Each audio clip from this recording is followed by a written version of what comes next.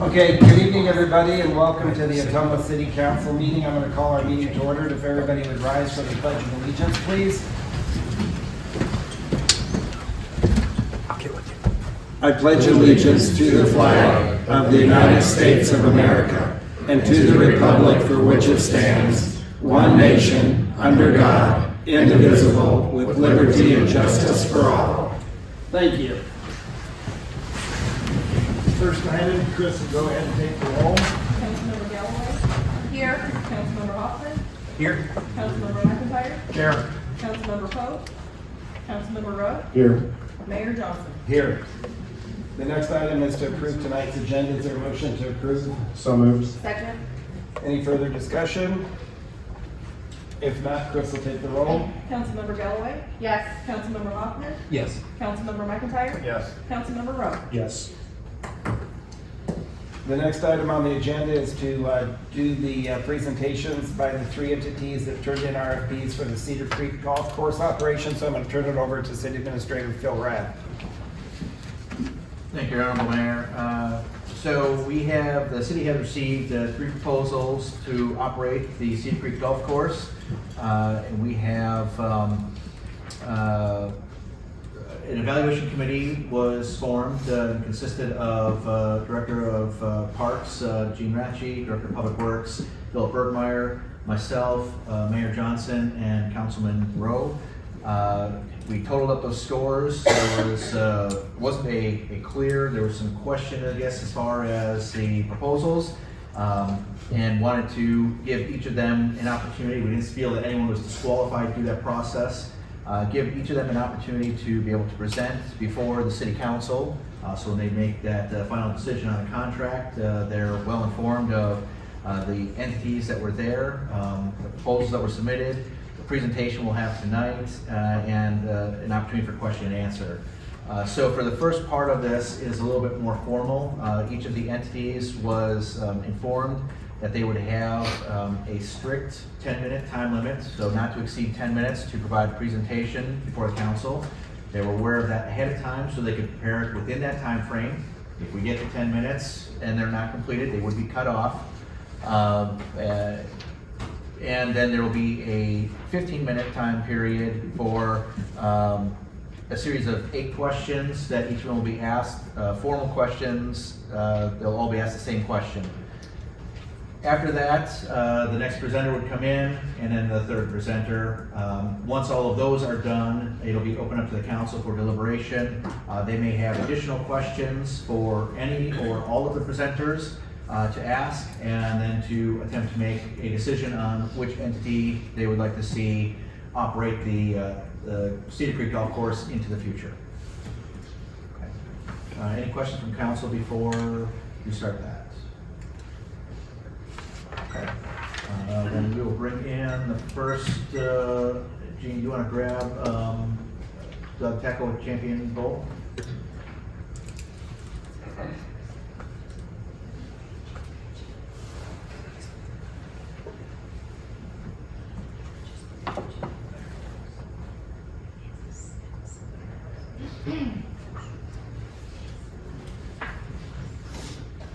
Whoa.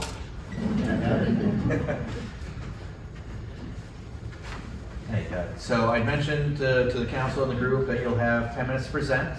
I know you said that you may not need the full 10, but I'll give you a hand cue at 5 minutes left, 3 minutes left, 1 minute left, just in case, okay? All right, well, good evening, everybody, and thank you for the opportunity tonight. My name's Doug Teckel. I've been moved to Ottumwa in 1966, graduated from Ottumwa High School, then the Ottumwa Heights Junior College, which is now Indian Hills, with an AA degree. I worked at the Ottumwa Courier as a circulation manager, where we achieved the highest circulation in the newspaper's history of over 21,000.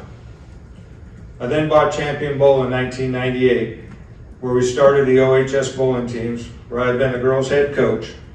We've been to 23 straight years, the state tournament 23 straight years, and we've won 10 state titles.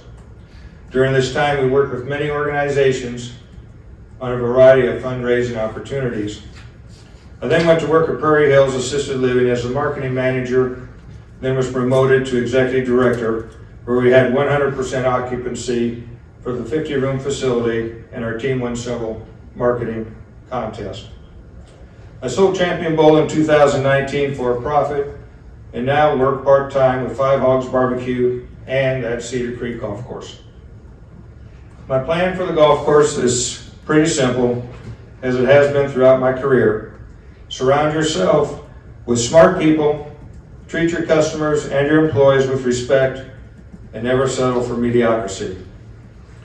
I also believe that it's very important to give back to the community. Many organizations rely on their annual fundraising tournaments. That will certainly continue to be the case if I'm awarded the contract. Our price structure will mirror the current pricing. We will offer our season pass at this year's rate for renewal during the month of January. Then there will be a small increase as has been in the case in previous years. As for employees, I anticipate that all the key positions will be back to work if I'm awarded this contract. Our course superintendent has many years of experience, as does the food and beverage manager. With the superintendent's experience, I envision the course to be in excellent condition, just as it has been in the past couple of years. I have budgeted a full-time mechanic / course worker to keep up with our equipment and any needs that might pop up. We will also offer a retirement and health program for our employees, making their work experience even better. My course improvements will involve both the golfers and the city in mind. It is very important that any improvement to Cedar Creek has to benefit both.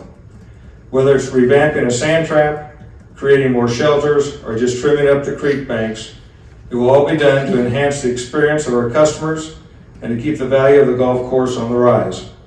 I would like to bring back the Golf Advisory Board so they can stay in touch with our golfers, to be able to listen to their concerns and to be able to respond to them, but also be able to explain our direction.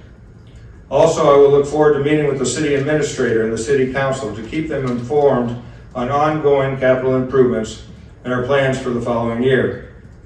Having been involved with the community with every job that I have ever had, I believe that I'm the perfect fit for not only the city, but also our golfers. I golf just about every day. I know a lot of the season pass holders and play most of the tournaments at Cedar Creek.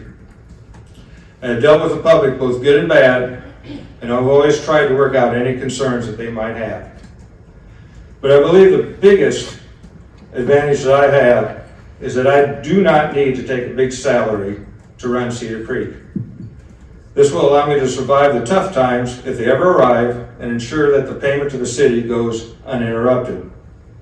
With my business experience and my willingness to surround myself with knowledgeable people in different fields, I believe that this will be a very successful adventure for not only me, but the city of Ottumwa.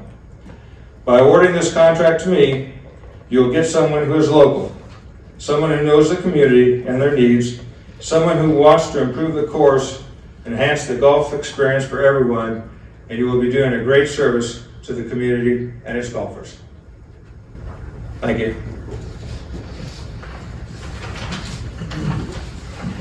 Okay, with that, we'll move into the timed responses. So there's 8 questions and 15 minutes. So give you an opportunity to kind of pace yourself on the responses.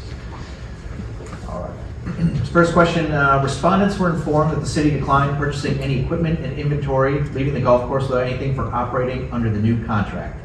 What is your plan for acquiring the necessary operating equipment and inventory to open in the spring? Okay, I've been in touch with the Miller Brothers. They're a golf cart leasing company that's in Western Iowa. They have assured me that I will have no problem getting 60 golf carts by the time that we're ready to open in the spring. Also, the city owns, I believe they own 2 greens mowers right now. So we would have to be purchasing a fairway mower and a rough mower, but those are readily available online if you look through and ready to travel to pick them up. So I do not anticipate any problems with golf carts or mowers or any of the sort.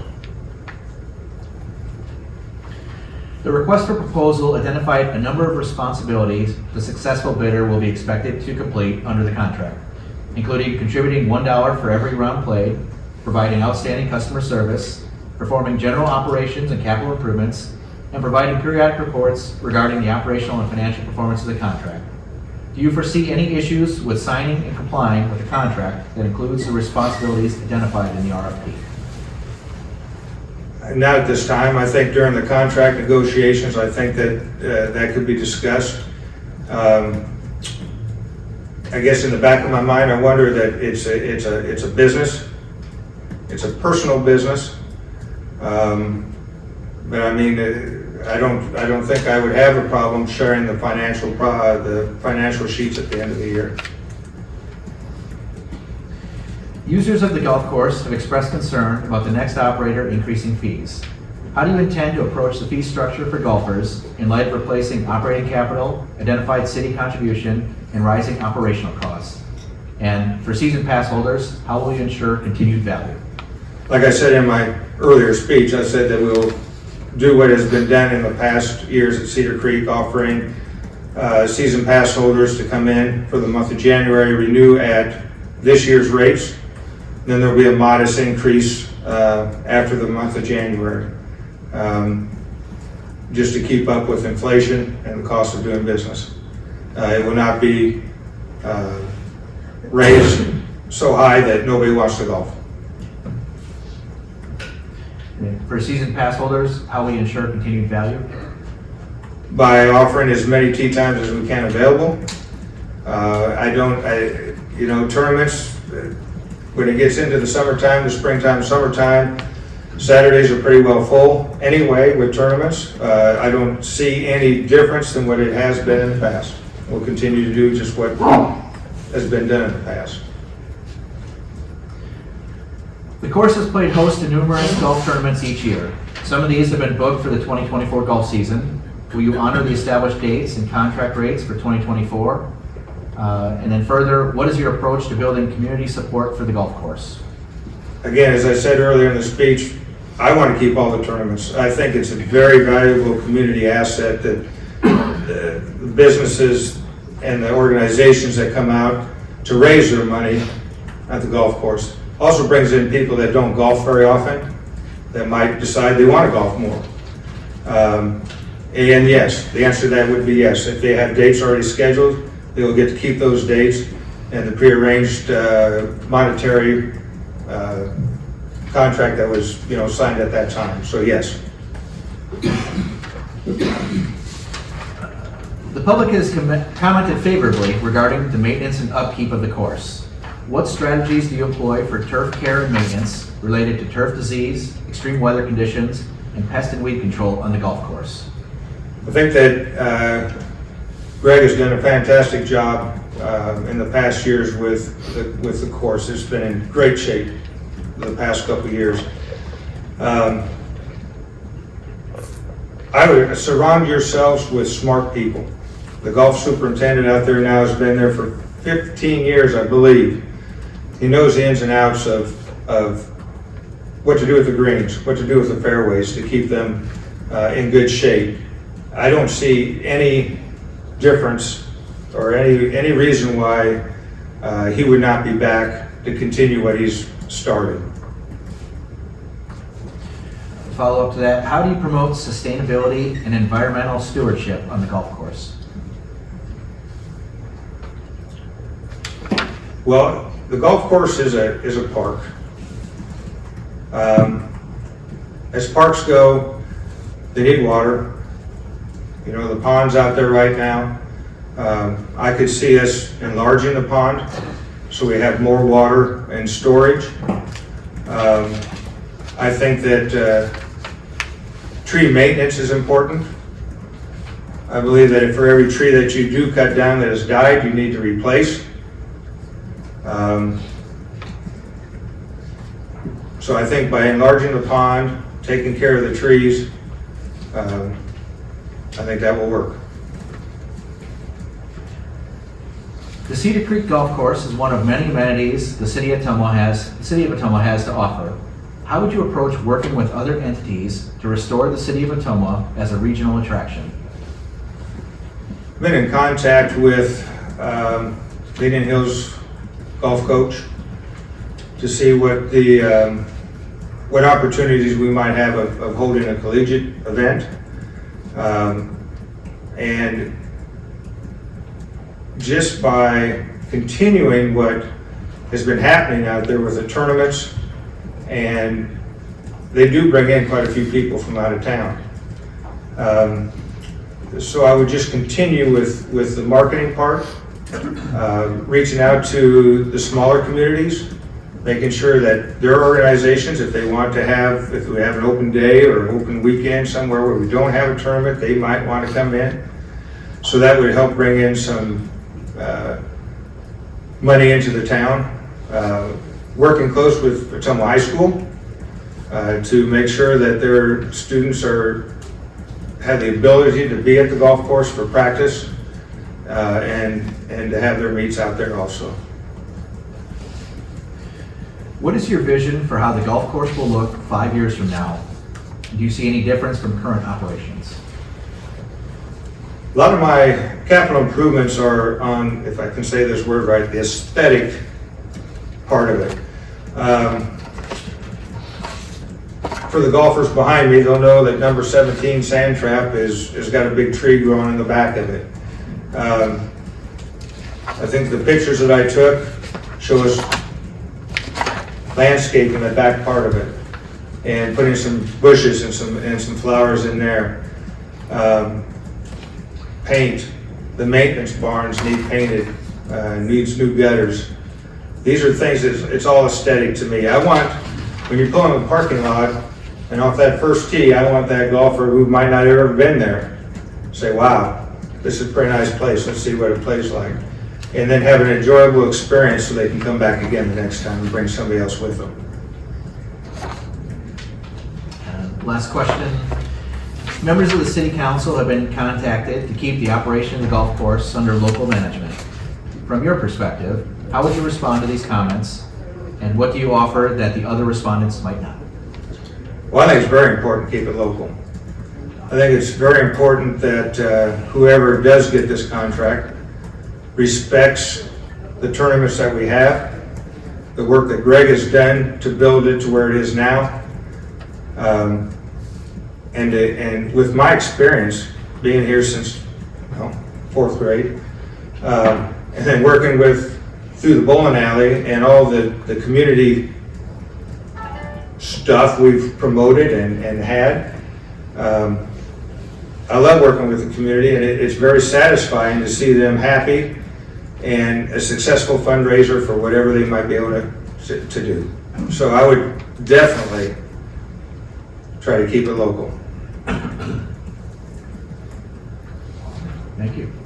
So that is all the questions we had for the moment. Once the other presentations are complete, we'll ask all of you to come back in, and there may be questions council will have for one or any of you at that time. Okay, thank you very much. Thank you. Thank you.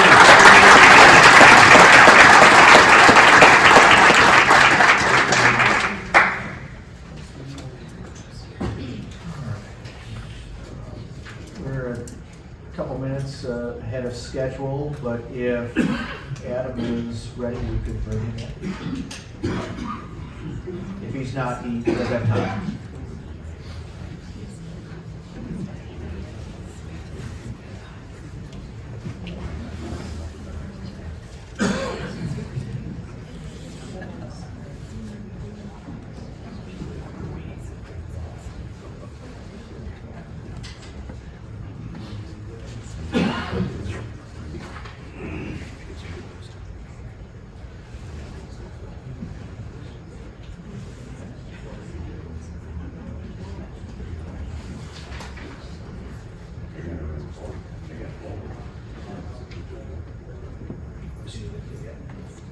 He said it'll be in 2 minutes. He's still working on it. No, he's fine. He's got time. Yeah. We said about 5:30. He went in. Travis right And,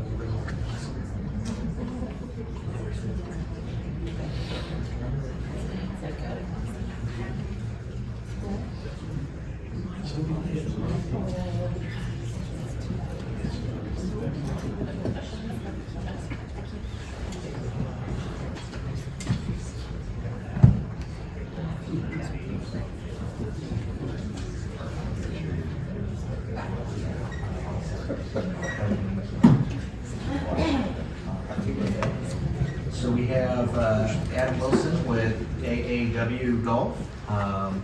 And again, like I said out in the hallway, when you get to 5 minutes left, I'll give you a hand signal, 3 minutes, 1 minute. So when you are ready, you can begin. First of all, I would like to thank the council, the mayor, and all members of the scoring committee for giving me this great opportunity to pursue management of Cedar Creek Golf Course. I'm sure you all had the chance to read my proposal. I'm here today to reiterate some of those main points in it and explain why I feel like I am the ideal candidate to be the next lessee of the golf course. Up here I got some visual aids that I'll be scrolling through on some of the main points that I'm going to make here. First of all, I have 15 plus years of personal experience at Cedar Creek Golf Course, working under my father's management company, with many of these years assuming the duties of the head golf professional. In addition to creating and running multiple new tournaments, leagues, and events, I have a proven track record of success at managing the course, the maintenance department, kitchen, and staff. The entire qualified and successful staff for each department have all verbally committed to me to return in 2024, and the heads of each of those departments possess over a decade of personal experience at Cedar Creek Golf Course. I also have access to and have a plan in place to purchase an entire fleet of all necessary equipment to successfully run the course. This includes a full fleet of maintenance and mowing equipment necessary to keep the course conditions at their finest. All of the proper equipment to fully operate a food and beverage facility. And finally, a large fleet of 60 plus golf carts, which is absolutely necessary for multiple large outings and tournaments that we host on a weekly basis here at the course. Another advantage I have is that I also have great knowledge of the maintenance side of the industry. I have in the past worked on maintenance crews, a little bit at Cedar Creek, a little bit at other courses. That's in order to learn the ins and outs of what it takes to maintain a golf course. I will continue focusing on improving golf course conditions while maintaining the natural beauty and integrity of the course. This will allow us to build on our streak of Southern Iowa's best golf course for 19 years in a row.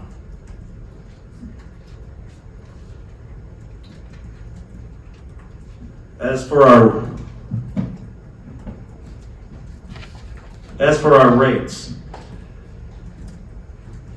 as we currently have them set, I believe they're fair and affordable to the area, and I intend to keep it that way. I will also keep all of the current charitable events affordable, so they're willing to come back, and looking forward to implementing new events to give back to the community.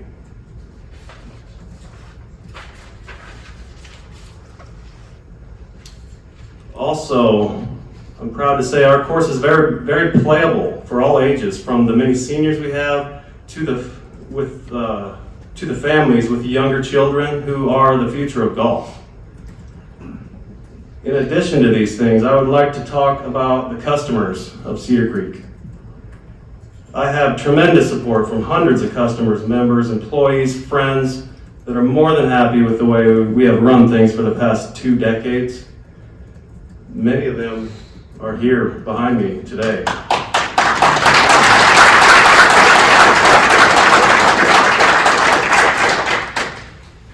Thanks, guys. Thanks for showing up. Thanks for being here today. These people have shown their excitement for me to get the opportunity to remain at and take over management at Cedar Creek Golf Course. I truly enjoy the members and customers here and all of the relationships formed over the past 15 years. They make it easy for me to want to be here and be here for them, not just come in for a paycheck. In conclusion, I had the opportunity over the weekend to view all the RFPs, and I realized that my staff and my company already performs every detailed duty. For example, leagues, rounds played, marketing plans, POS systems, etc., that any large golf management claims. However, I am offering everything they offer at a much more personable level. I desire to devote all of my time and energy to Cedar Creek Golf Course. I will not be spread thin over 10 to 12 facilities. Based upon the financial history of Cedar Creek Golf Course, I feel my offer is a very competitive yet fair compensation to the city and a very detailed analysis of the capital improvements needing attention. Operating a golf course and all of its separate departments, it can be extremely complicated and is a highly specialized endeavor. To be successful at this, it takes somebody with the knowledge and many years of personal experience specifically in the golf course industry. I believe I have that knowledge, experience, and personal touch to keep Cedar Creek Golf Course thriving. And this is why I greatly appreciate the opportunity to build upon the legacy we have created here in Ottumwa, Iowa.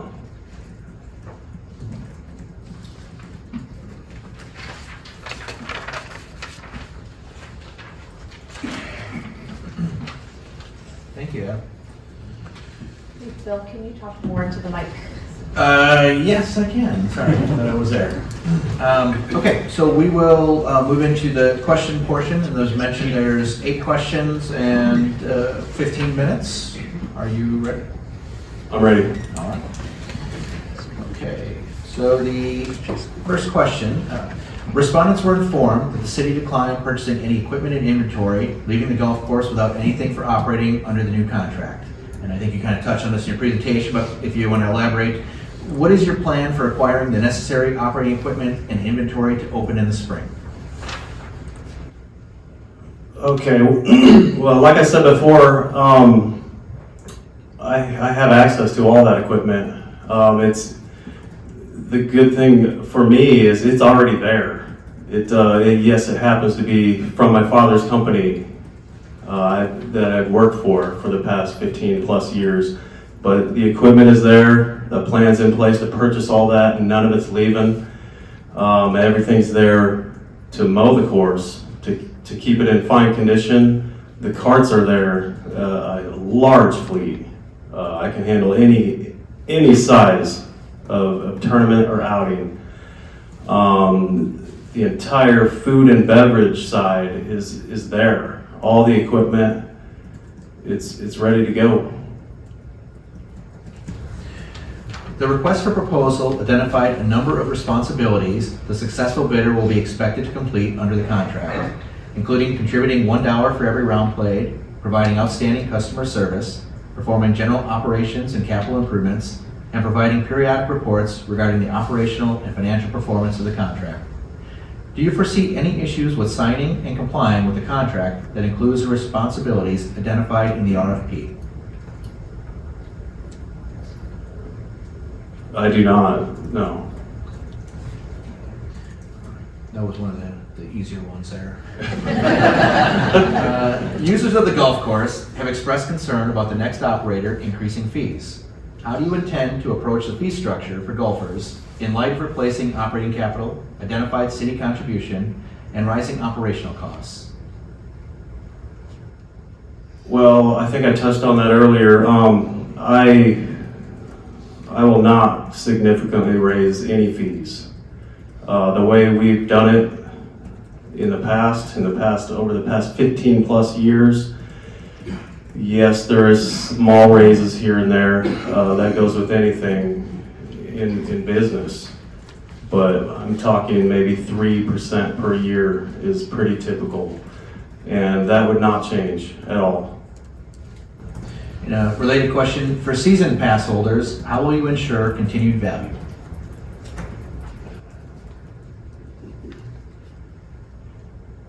I'm just gonna keep doing what we've been doing. Prices will not go up significantly at all. We will maintain the beauty and integrity of the golf course.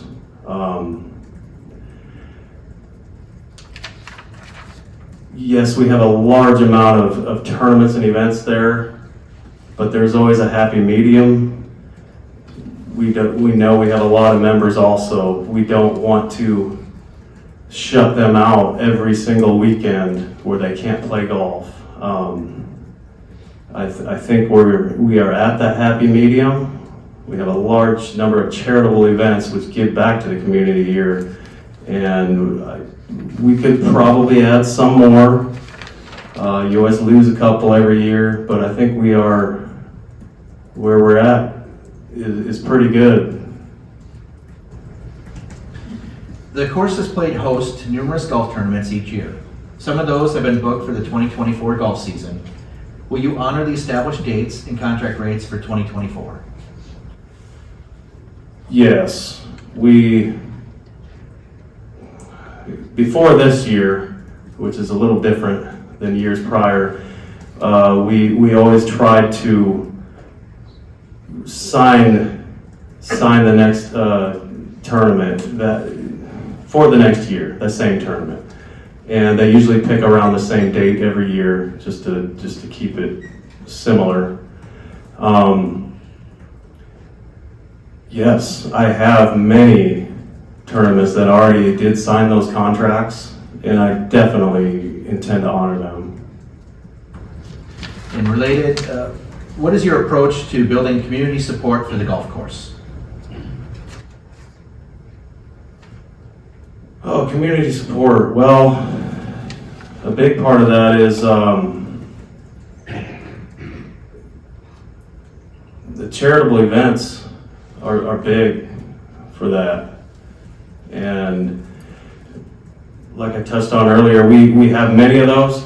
I intend to create a few more of those, with possibly even throwing out around the idea of 100% profit going to that charity event. Can you repeat the question? What is your approach to building community support for the golf course? And also, we have the high school there, and we have Indian Hills there, and we have such a great practice facility and a great course for them, and we're just trying to get them to have more meets there. They already have duels and practice meets. I want bigger meets there. We even have a cross-country meet for Indian Hills that they run on our course. Just things like that. Just build community support. The public has commented favorably regarding the maintenance and upkeep of the course. What strategies do you employ for turf care and maintenance related to turf disease, extreme weather conditions, and pest and weed control on the golf course? Okay, well, that would be more of a question for like my superintendent, but I'm just going to keep doing what we're doing, putting money into it, into chemicals. That is a big part of the budget there. I have a guy there that's been there 15 plus years. He knows his stuff. And if he doesn't know it, we can contact our chemical guy, and he'll come in and do a test.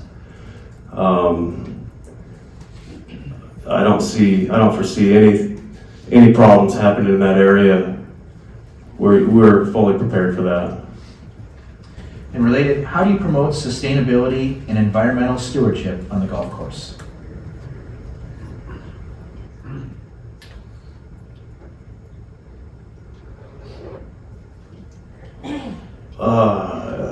That's a tough one. I don't exactly know. Can you word that differently?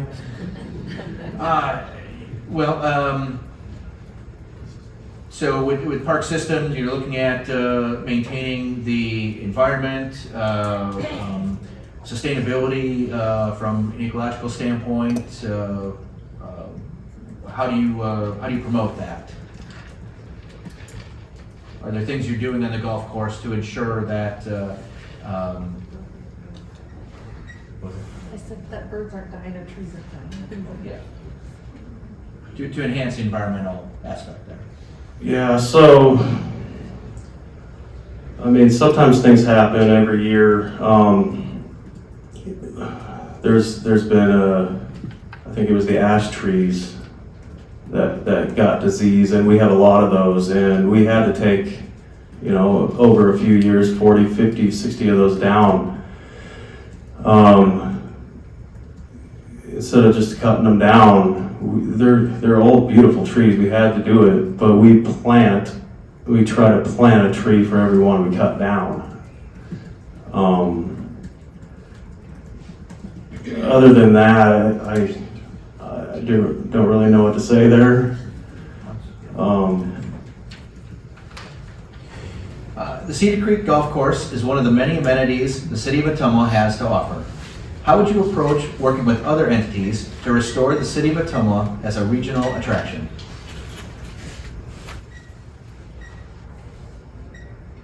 Well, I think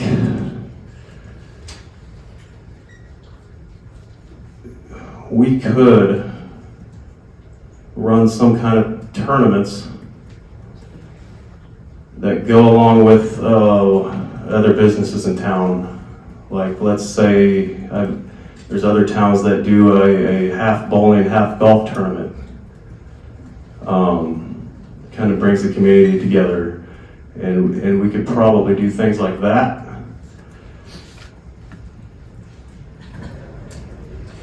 What is your vision for how the golf course will look 5 years from now? And do you see any difference from current operations? Well, the golf course is, unless you make severe drastic changes, it's going to look like a golf course. It's going to, I want to improve it. Like I said, that's going to take my guys with experience and pumping some money into there, and the conditions will just be, they already are the best they've been in years, maybe even 20 years. But I'm going to continue to try to improve that and make them better. I'm not going to do anything drastic. I'm not going to chop down all the trees. I'm not going to grow up all the rough. We're very playable. It's a beautiful piece of land. It's going to look very similar, as I said, but better. And last question. Members of the City Council have been contacted to keep the operation of the golf course under local management. From your perspective, how would you respond to these comments, and what do you offer that the other respondents might not? Well, there's a big positive for keeping it local. I'm all for keeping it local and small business. Like I said, I won't be spread thin between courses. This would be my baby. What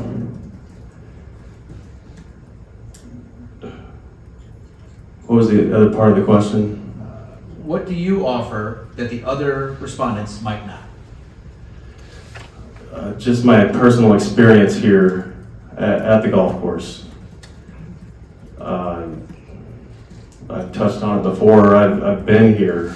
I know the people. I know the course. I have that public support. I think they want me here, and I want to be here. It might be tough to say that about anyone from out of town. They don't know them, and I'm sure they might have great plans, but I think we've done a fantastic job here, and I want to keep going.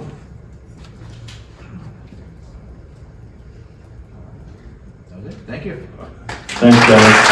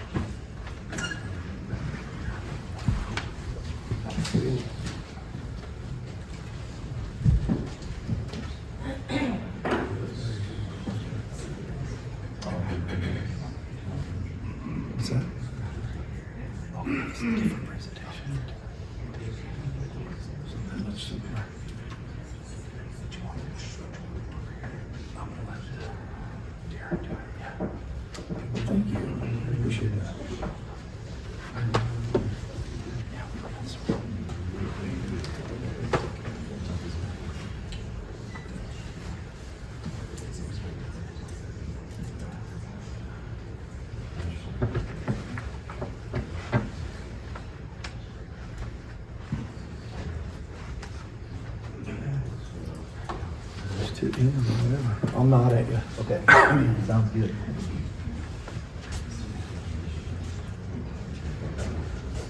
You guys- Hello. Okay, so just as a reminder, you have 10 minutes for the presentation. I'll give you a reminder at 5 minutes left, 3 minutes left, 1 minute left. Okay, thank you. First, Mayor and Council, staff, and citizens. My name is Brian Menace.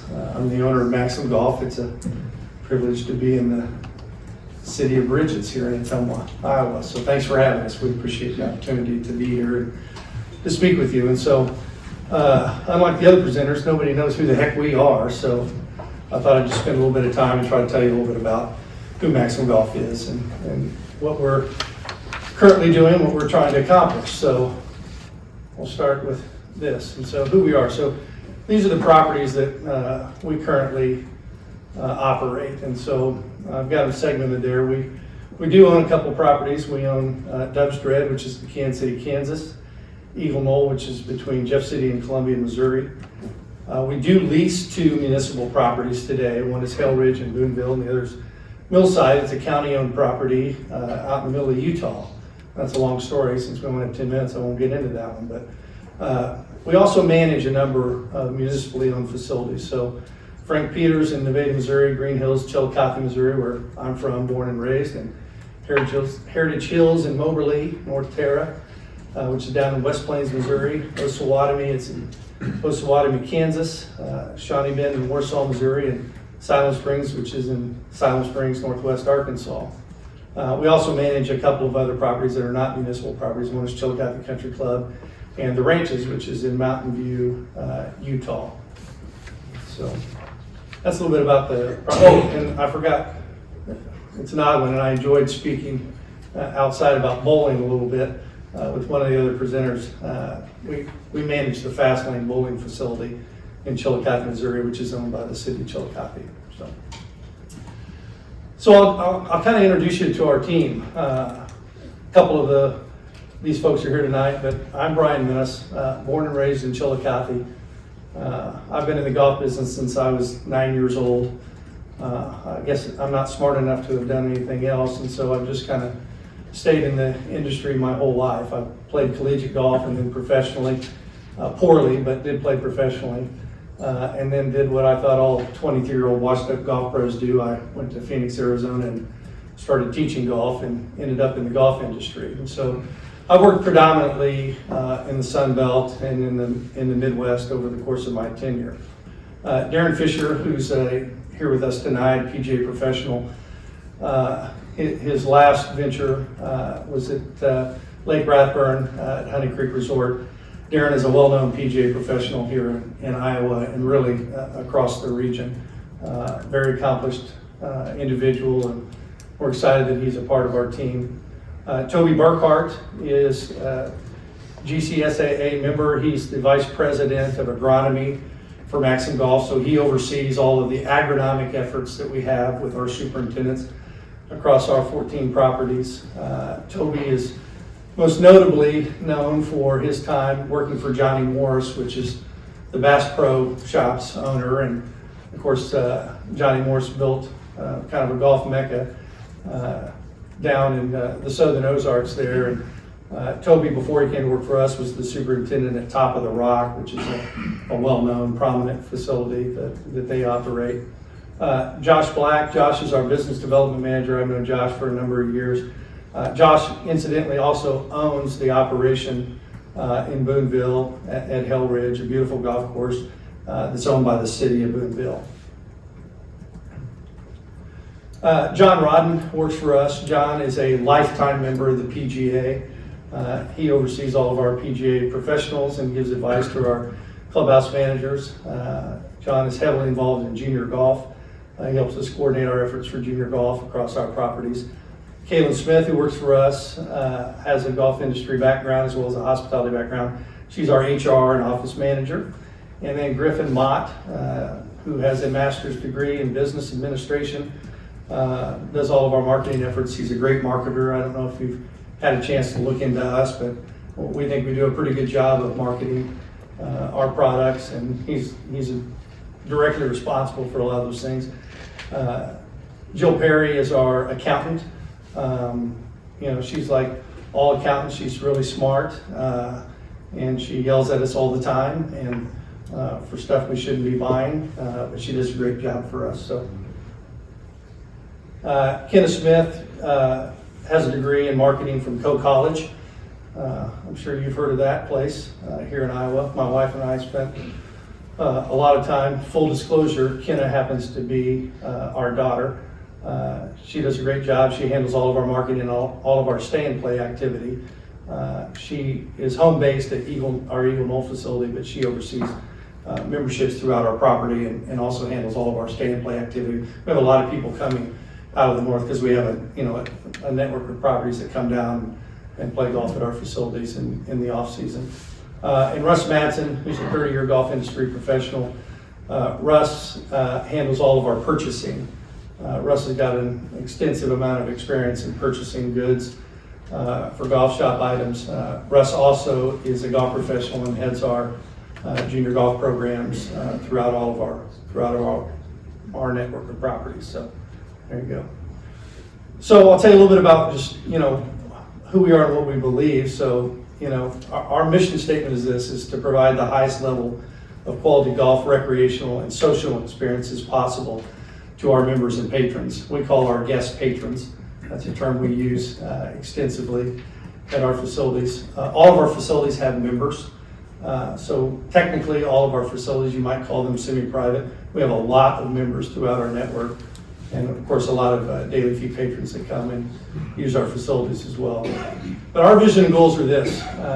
We basically have 5 visions that we try to exemplify throughout our organization. One is to be the best in guest satisfaction, value, and convenience for golf and other forms of maximum golf recreation and social opportunities, with 2 key focuses: friendliness and cleanliness. My staff gets really frustrated with that second part, the cleanliness, but we have a mantra in our company called "We will keep all of our facilities neatly kept, swept, and scrubbed." We think that's important. We think that everything our members and patrons need to know about how we think about them is found in the bathrooms at our facilities. So we believe in helping families build strong relationships through involvement in sports and healthy lifestyles. We believe in making a difference in people's lives, especially those of children. We believe in educating people about golf and healthy lifestyles. And our final goal is to support the Maximum Golf Veterans Ventures Foundation, which I won't get into tonight. And then we have a Maximum Golf team member statement. We strive daily to meet the needs and exceed the expectations of our members and patrons in every way. To accomplish this, we locate, educate, evaluate, appreciate, and try to compensate our service providers, people like Darren and others that work for us, to create great team members who are equipped and prepared to deliver an experience that is unmatched in our industry. And so what great means to us is this: greet each member and patron with eye contact and a warm welcome. Respect all members and patrons as well as fellow team members.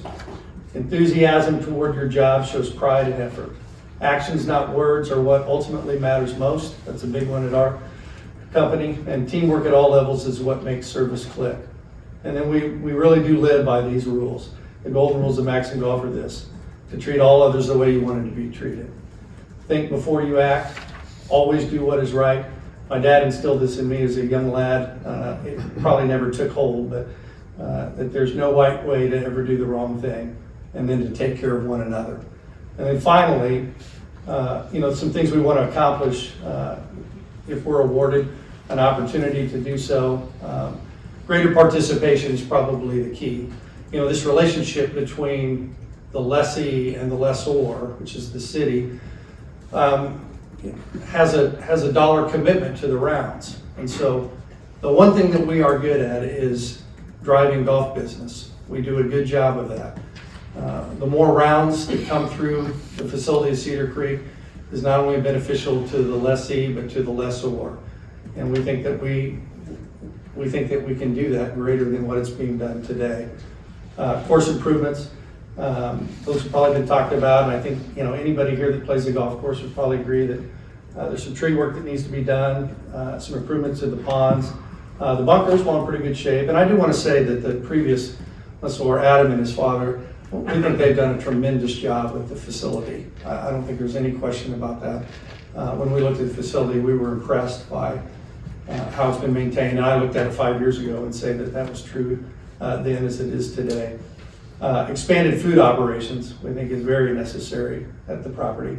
And to protect and improve the asset long-term in cooperation with the city to address the irrigation cart path. You know, it'd be nice to have a contiguous cart path Thank you. at some point, and clubhouse expansion. Thank you. Yeah. Okay. All right, so like I said, it was a hard 10. That was a hard 10. Yep. I barely made it. All right, so if you are ready, we will move into the question Sure. portion. Okay, so like I said, there's 8 questions and there's 15 minutes for this. I'm not speaking into the microphone again. All right, so first question. Respondents were informed that the city declined purchasing any equipment and inventory, leaving the golf course without anything for operating under the new contract. What is your plan for acquiring the necessary operating equipment and inventory to open in the spring? Well, we probably already have it. And we have 14 facilities. And so when it comes to, you know, merchandise, whether it's hard or soft goods, we have an inventory. We have accounts with every major provider of golf course merchandise in the country almost. Equipment would be true. We have Yamaha Club Car and Easy Goes at our facilities. We do have a national procurement agreement with Easy Go. We do have carts in our fleet.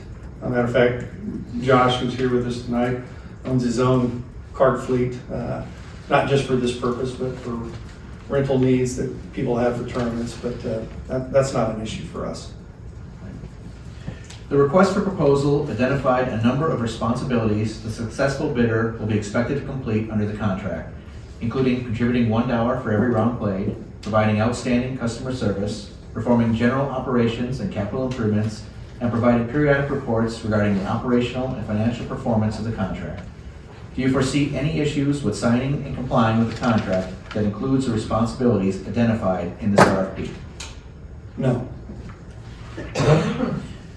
Users of the golf course have expressed concern about the next operator increasing fees. How do you intend to approach the fee structure for golfers in light of replacing operating capital, the identified city contribution, and rising operational costs? Well, I think whether it's golf or anything else, there's often some confusion about how rates are determined.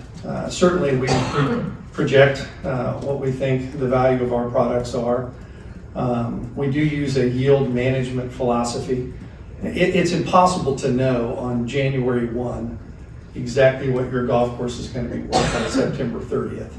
That's been a fallacy in the industry for years, and it's changing. And so, you know, as far as daily fee rates are concerned, you know, we'll look at the marketplace. We'll look at our product to try to make determinations on that. Rates will rise and fall as they probably do today. I'm sure that there may be weekend rates, weekday rates, senior rates, junior rates, twilight rates. I mean, rates are fluctuating based on the time of day, the time of year, the time of week, the quality of the product. We use those same techniques in determining our rates. But I would say this, at the end of the day, the market sets the rate of a golf course. You can pound your chest and say, well, I'm getting $50 a round if you sell 3 rounds. All you can do is pound your chest, right? Because you've priced yourself out of the market. Subsequently, you can price yourself under the market. And so, you know, we're pretty good at evaluating the marketplace. And we have an extensive amount of properties which helps us make those determinations. So, For season pass holders, how will you ensure continued value? well, I think with the product, first and foremost. I mean, I don't come from the agronomic side of our business, but I can tell you, as you can see by the makeup of our team, we value that very highly. I think the first and foremost thing that we would do, which we try to do at all of our facilities, is provide an excellent product. People spend about 27 minutes on average in a clubhouse. They spend about 4 hours on average on a golf course. And so that's the key product. Service and amenities and offerings are all an important piece of the puzzle, but at the end of the day, value derived is predominantly based on the quality of the golf course product. The course has played host to numerous golf tournaments each year. Some of these have been booked for the 2024 golf season. Will you honor the established dates and contract rates for 2024? Well, we'll certainly honor the dates. And I would presume we would honor the contract rates. I think the current operators of the club, I think they're smart people. They've run a successful business for years. I wouldn't want to blanketly say, I mean, I don't know if somebody has a golf tournament scheduled at $0 because of some reason that we wouldn't know about. So I could tell you that we'll honor the dates. That's not an issue. But the honoring of rates would be reviewed, and I would say as long as they're commensurate with the normal standard business practice, absolutely. What is your approach to building community support for the golf course? Could you repeat that question? What is the goal for? What is your approach to building community support for the golf course? Well, I think this is an area where we probably have a lot of groundwork to do. We don't know a lot of people in the community. Darren probably knows a number of people. Josh might even know some folks, but certainly cooperation with other industries, whether it's hotels and restaurants, whether it's associations, charitable organizations. I mean, we always join the Chamber of Commerce. We get heavily involved with the Convention and Visitors Bureau. We work closely with chambers of commerce to try to build relationships that are important to grow the business at the golf course. But I think that that's something that probably for us is, the first 90-day, maybe most crucial thing that we do is really understand what the makeup of Ottumwa, Iowa is and who the people are, and how we can build relationships that have never been built, or how we can grow and strengthen relationships that have been in place for a long time. The public has commented favorably regarding the maintenance and upkeep of the course. What strategies do you employ for turf care and maintenance related to turf disease, extreme weather conditions, and pest and weed control on the golf course? Well, again, I would just point to the fact that we have a tremendous amount of resource in the agronomic side of our business. So not only do we have 14 superintendents, but we have 2 other agronomists that work for us that are highly skilled. Again, we have relationships with all kinds of chemical and fertilizer providers, sand and seed providers across the Midwest. We'll build a plan. I think we delivered to you a kind of an example of a business plan which we would build for Cedar Creek that would be predicated and it would start with the agronomic success of the golf course. And so, I think that the thing that we would do is look at any of the underlying factors that may be impacting the golf course product today negatively, figure out what we can remedy on our own, talk with the city about what we could be remedied cooperatively, and then the care and maintenance. Again, I would say if you want to know anything about our company, I can stand here and tell you how good we are, but I think the evidence to whether or not we're any good at what we do is found in our RFP response. It's found in a phone call to any one of the people that we, that are our clients or that we do business with at our golf properties. We are known for taking care of golf properties very, very well, strategically and responsibly. And so I have no doubt that we can continue to improve and grow on the great tradition, and it is a great tradition that's been maintained at Cedar Creek up to this point. So a related question, how do you promote sustainability and environmental stewardship on the golf course? Well, I think, sustainability has a lot to do with responsibility. Trying to use techniques that one are environmentally safe, right? But don't just meet regulations of OSHA and other governing bodies, but that is cutting edge in their technique. We try to use less and less chemical product on our golf courses that could be hazardous in some way or could have some negative effect. Sustainability has a lot to do with, again, just the responsibility over time. I think making sure you have a good water resource, water conservation, very important. We work cooperatively, some because we choose to, some because we have to, with a number of environmental agencies that check in on us, or we have streams that run through our properties or whatever else that, are not just our responsibility, but are the responsibility of other organizations. So I think those are the practices that we deploy. Cedar Creek Golf Course is one of the many amenities the city of Ottumwa has to offer. How would you approach working with other entities to restore the city of Ottumwa as a regional attraction? To restore the city of Ottumwa? Well, as far as I know, I think the city of Ottumwa has, again, I'm an outsider, but from what I understand, has done very well. Certainly, golf is an anchor amenity as far as a recreational asset is concerned for the city. One of the things I think that we bring to the table is our ability to draw outside visitation to the golf course. Growing the number of rounds and participation in the golf course internally within the city, and those people, like a lot of these good people behind us here that are using it daily, is one thing. But bringing people to Ottumwa, Iowa, to visit the golf course, whether that's their primary reason for coming or it's an ancillary reason for coming, is something I think we're very good at. I'm the former chief operating officer of Great Life Golf and Fitness. And it's the 7th largest golf course company in the world. It has a huge presence throughout South Dakota, Southern North Dakota, Minnesota, and Nebraska. And so our reach, and just, I'm an old guy, I've been around a long time, you just end up knowing a bunch of people in the golf industry. Our ability to get people to come out of the north over time, certainly during the shoulder season, to come and visit Ottumwa is very strong. We've proven that. We have a lot of statistical information that shows that. So I think exposing the golf course property to people that have never been to Ottumwa before is something that we would be good at. I think making it a part of our network, bringing people from our other properties. All of our members have a reciprocal opportunity in their membership that allows them to visit other properties and pay a very nominal fee to do that. We do that intentionally as a member benefit. And so I think our ability to bring people to the community that have never been here before is something that we can do. And I think that what the city has to offer outside the golf course, from its beauty, its recreation, other recreation amenities, its restaurants and hotels, I don't think that's a very hard thing to do. What is your vision for how the golf course will look 5 years from now? Do you see any difference from current operations? Well, profitable, I hope. That would be one thing, and I'm sure it probably has been profitable.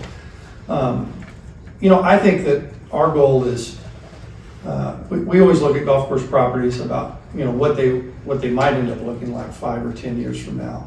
I think the most important thing that we could do is work closely with the city to make sure that the major infrastructure of the golf course remains well kept and improved over time. Again, those are things like irrigation and roofs to the clubhouse. The clubhouse is something we would like to have a serious discussion about. One of the things that I think that hurts the operation, especially from bringing in bigger tournaments and growing tournament activity, is there's not a great gathering opportunity at the club. Whether that's done with a clubhouse extension or a tent area or something like that, I think that that's an important feature that needs to be addressed over time. Last question. Members of the City Council have been contacted to keep the operation of the golf course under local management. From your perspective, how would you respond to these comments, and what do you offer that the other respondents might not? Well, as beautiful as Ottumwa is, I don't think I'll move here. So, but we hire local people predominantly, and we don't know all of the people working at the golf course today. I can tell you that those working at the golf course are probably some pretty good people. I had the privilege of meeting Adam today for the first time, but I think they've probably done a good job of attracting people locally that work on the ground. I obviously, own a company that manages a number of golf courses across a big region. I visit our properties regularly. My staff hates that. They call me a seagull manager. They say I fly in and poop on everything and then fly off. Sorry for that comment, but the people that we hire are typically local people here every day. And so, yeah, we're the outsider, I get it. But, as much as that might be a detraction for some people, the attraction is we obviously have figured some things out about operating golf facilities.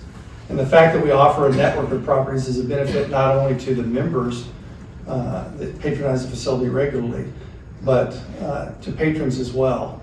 It gives us a chance to leverage buying power, gives us a chance to leverage knowledge. You saw a list of people there that are very good at their jobs, that give support to the people on the ground. And I tell you, giving support to your people on the ground is essential for their success. They're busy every day taking care of people, trying to run the golf operation. Things like accounting and human resources and agronomic oversight and planning are difficult things to do when you're in a 200-day war during the golf industry. And so I think that those things we can do. Thank you. Thank you. Appreciate it. Thank you, everybody. Thank you.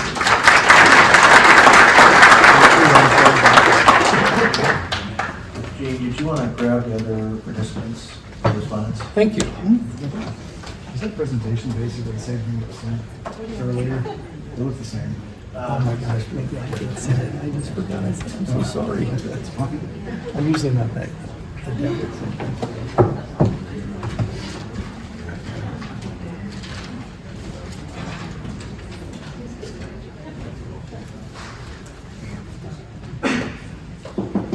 Gene, if they want to sit at the table there, that way if they need the microphone to respond to any questions, Brian, do you want to sit there as well?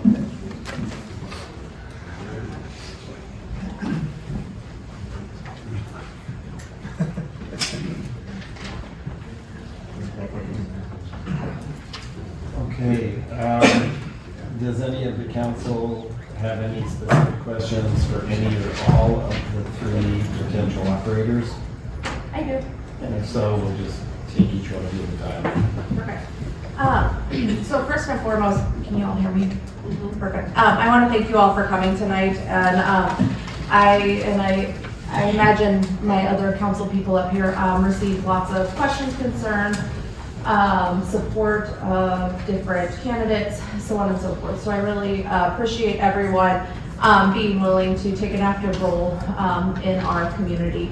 And just remember, we're here often on Tuesdays, so come out. Don't just come out for these things here. So just gonna put that little plug in there. So I did have a couple questions from the community, but first, I'm sorry I forgot your name already. I apologize. Happens all the time, Councilwoman. It's Brian. Brian, something you said did kind of spark some concern with me. This is a public course, and I think I said it to Administrator Rapp today and maybe Councilperson Rowe. While this is a public course, there's ways to make a public course private without becoming private. And I think you reinforced that tonight by saying a semi-private course. So I guess my question for you is, explain a little bit more about your fee structures. I mean, I went to multiple ones, I printed some things off, and I didn't see daily rates, I just saw monthly rates. So can you explain a little bit more for that, please? Sure.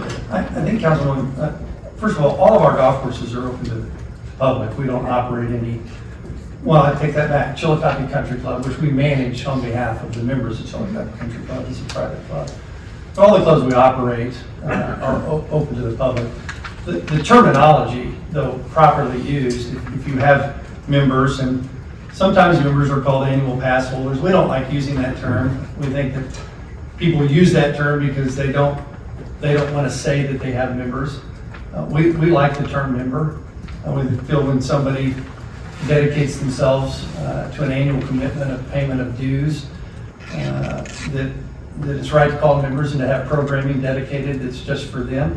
But none of our golf courses, if you look at the revenue streams, I don't think we have a revenue stream at any of our properties that exceeds 60% membership dues or 60% green fee dues. There's a pretty good mix. It's about 50-50 about where the revenue streams come from. But we have no desire, and I think we'd be willing to sign a contractual agreement that says that we wouldn't have an attempt to privatize the club. There's already a private club in this community. I don't think it needs another private club. But there are people that patronize Cedar Creek Golf Course every day that want to pay dues. And I think that there's an annual offering today for membership type privileges. And I think, so we use the term semi-private, one, because we think it's accurate, and two, because we think it gives the right message to those people that have made such a significant financial commitment to the club. Perfect, thank you so much. Okay, so I'm just gonna kind of run through some other questions that I'm gonna ask all of you. So, some of these have already been offered. A big concern that I kept hearing is, we have a course that, like I said, or like you've heard today, many, we do have annual pass holders, but we also have a course, a beautiful course, wide, well-groomed fairways, rough is not long. The majority of our golfers are medium to high handicaps. So this is for all of you, and I don't care who answers first, but would you maintain this course that welcomes all level of golfers? That's been a big concern. Can everyone golf at the course, young, old, and everyone in between? And then many of our golfers are seniors, or as many of our golfers are senior citizens. And then will the course continue to be accessible and playable for these patrons? I guess Alan will start with you. Yeah, and I touched on that in my last questions there. Yeah, I do. Most of our players are seniors. We have a lot of juniors and a good junior program too, and they're the future of golf. We're going to get them involved. But they, you know, when you're a young kid, you want it to be playable too. Me as a decent golfer, yeah, I like the challenge.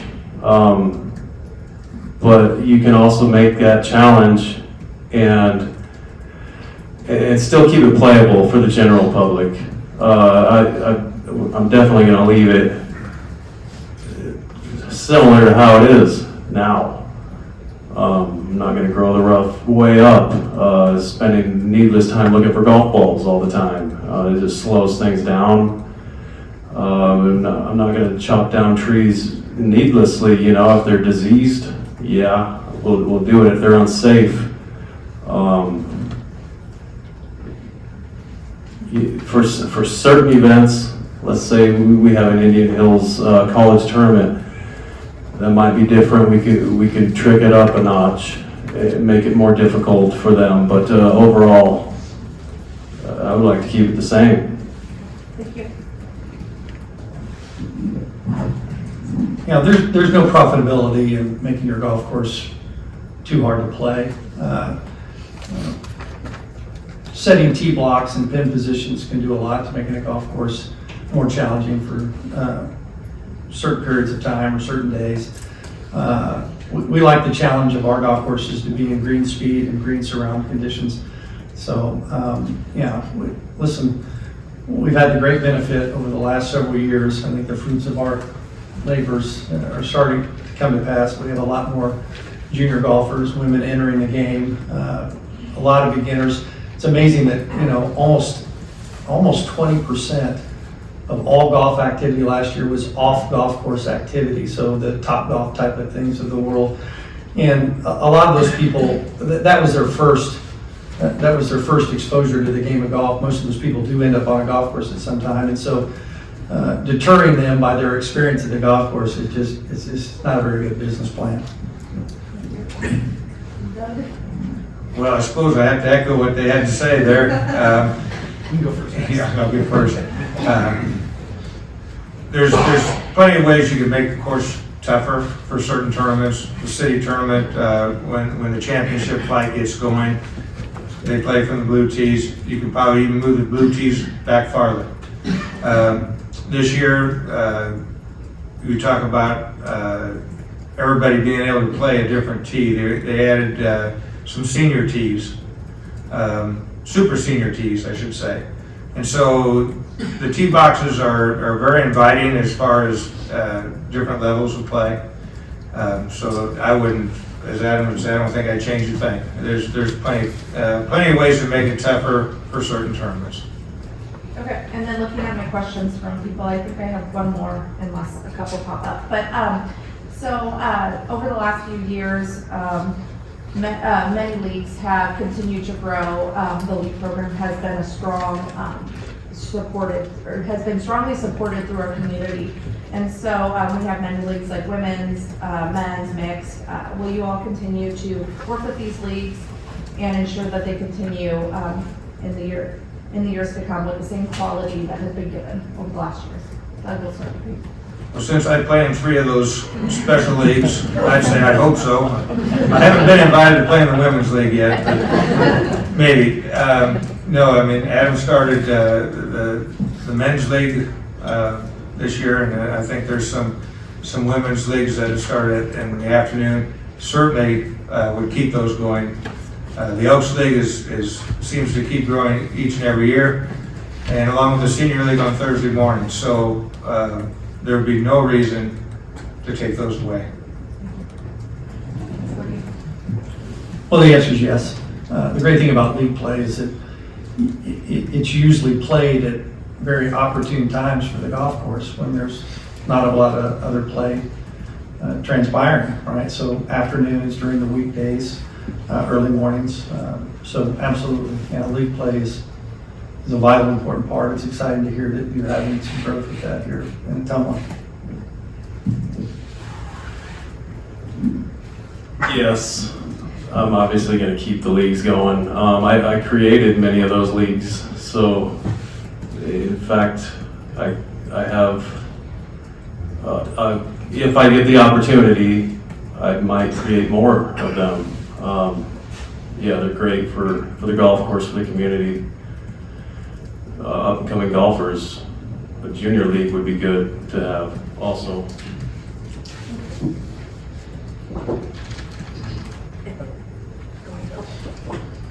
I'm good. You can go for it. Oh, you have more? Go ahead. No. I was passing the mic on to you. Mr. Mayor, is it okay? Yes, go ahead. One concern I'd like to address, first of all, thank you for giving the presentations. I know that it's not easy to get up there and sell yourself in front of people. So again, I appreciate you all being here, and I appreciate people being concerned about the community and being here. One question I got a couple questions. The first one is for all of you, and there was some concern from citizens and myself. When you go to buy merchandise for your shops, when you do catering, when you do trophies, when you do certificates, what percent are you going to use local businesses? Are you as businesses in Ottumwa going to support all of our other local businesses? Meaning, possibly if you're going to get shirts, will you use a local business? When you do catering, will you use a local business? Your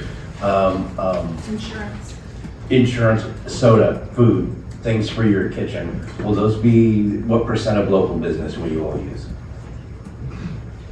Is that question for me? That's for you. That's for all of you, so you guys can all, whoever wants to go first. Everybody's looking at me, so Your turn. they already know the answer from you guys. Yeah. Right, so that's fair. Absolutely. I often, we talk about this a lot. Years ago, I was an owner and operator of Ottumwa Country Club in Lawrence, Kansas. We have a little basketball team there, by the way. I don't know if you guys have heard of them, but oh boy, deal over, deal killed. Not this year. We hired Billy Casper Golf in 2011 to manage Ottumwa Country Club.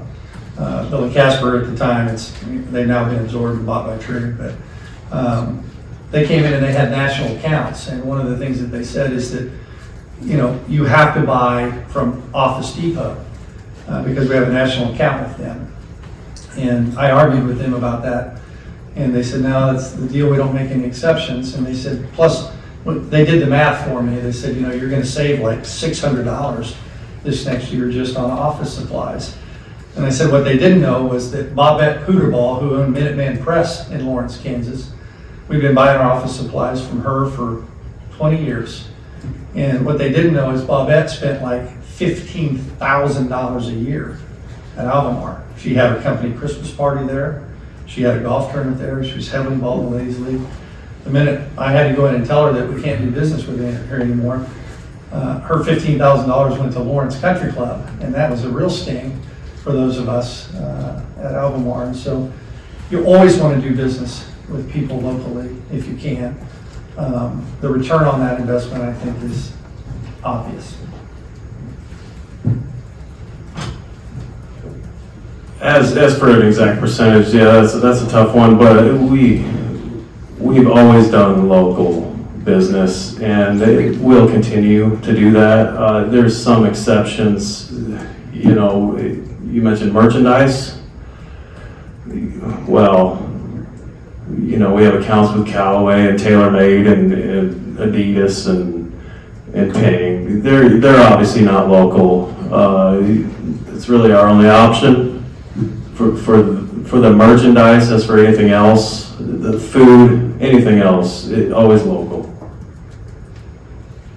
For sure. I mean, for as long as I've been in business, and I'm involved with a couple of different businesses, we always use local as much as we can.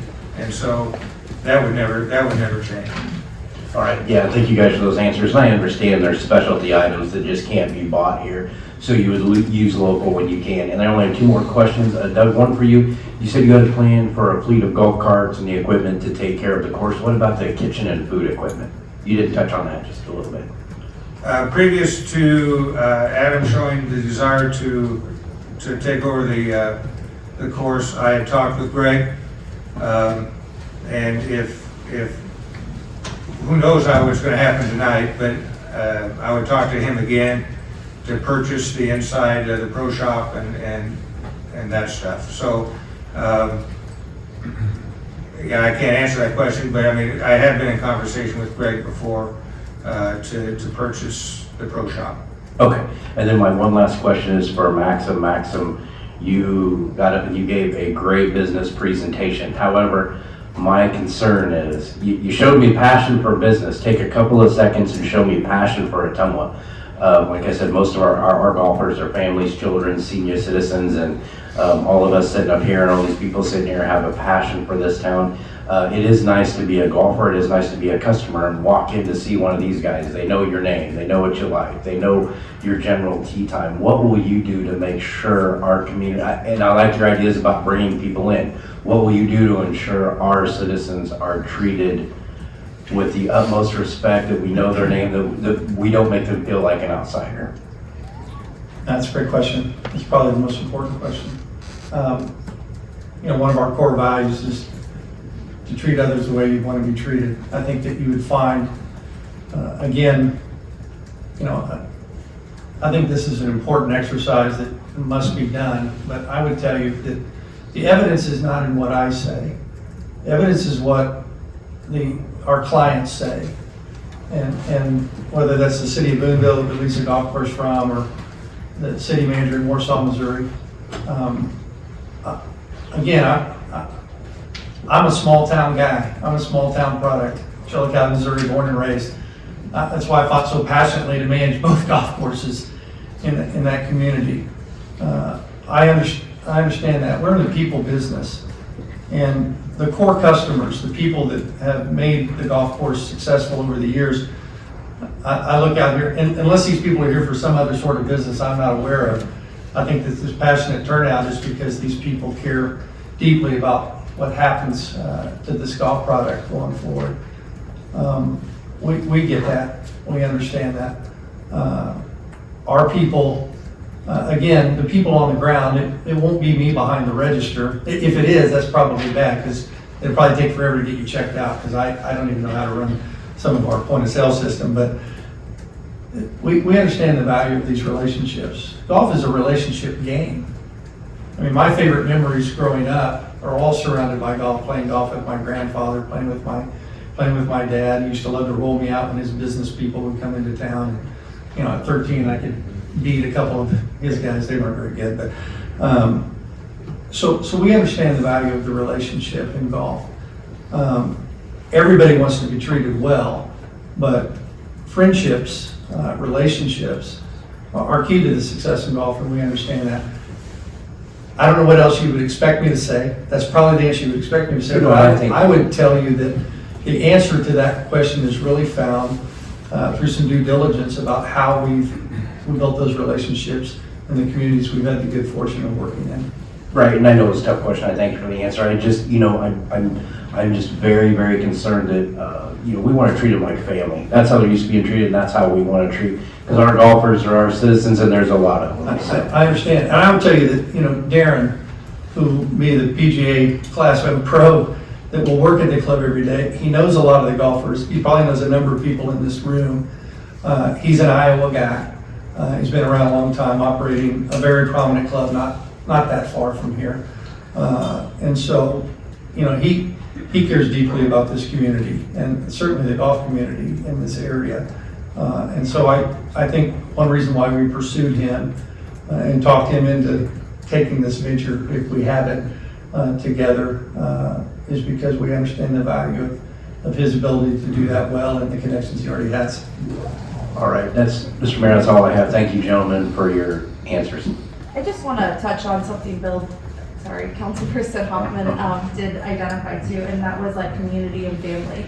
And just something I think that we've heard today, you could feel, and again, I know that you're not part of the community and that kind of stuff, and that makes it hard too, but even while I was reading the RFPs, that was something that I did feel in our two local people again, that they do have the advantage of being local, but I also, in reading your RFP, it did feel more, I saw a lot of like the like you said, the leaser and the leasing, and so, which is also a benefit, especially to a city who's asking for someone to come in and run our golf course too. So I see benefits in everything, but I do say that I did hear or feel the customer. I think, and Adam, you really specified like communication is key, and I really felt that when reading that. So I appreciate all the different aspects that you all have to that, and I just wanted to state that. I have two questions for everybody and then one for one specific. So Cedar Creek has been running efficiently for the last number of years, and I don't think anybody in the room can deny that. All of you talked about your 5-year plans for the course, but every one of you expressed just a little bit of vagueness in taking the course to the next level. It seemed to be much the answers that were given were kind of status quo, so to speak. So can you each give a specific example of how we would take from the status quo, what we're at today, and move the course to something that is next level? And I guess, Adam, we'll start with you.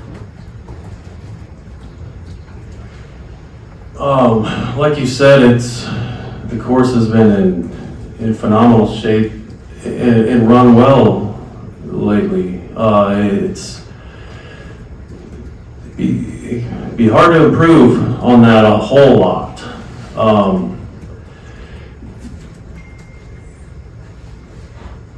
Like I said, I would keep focusing on conditions for sure, playability for any age. We've had plans to add other tees when we do have big tournaments, such as Indian Hills. That would take it to the next level. Moving some tees back, changing a couple things on some holes. As for not the course part of it, let's say the building, I want to take that to the next level. And you saw my proposals in the RFPs, capital improvements. One of them, or actually multiple of them, had to do with the building. For as nice of a course that we have, the building is old. It seems a little backwards. You drive up in a parking lot and you get the back of a building, and if you haven't been there before, it probably looks a little strange. You don't know where to go. You can walk around either side.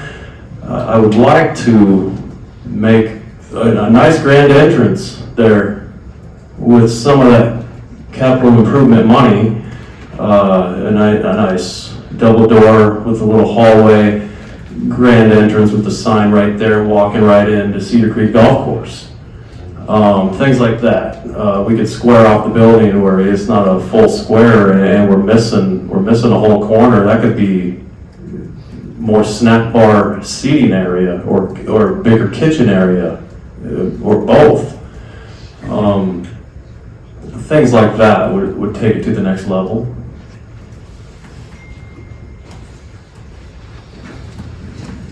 The clubhouse amenity has to be what's improved. And the golf course, again, you can make changes to the golf course, but it's a good golf product.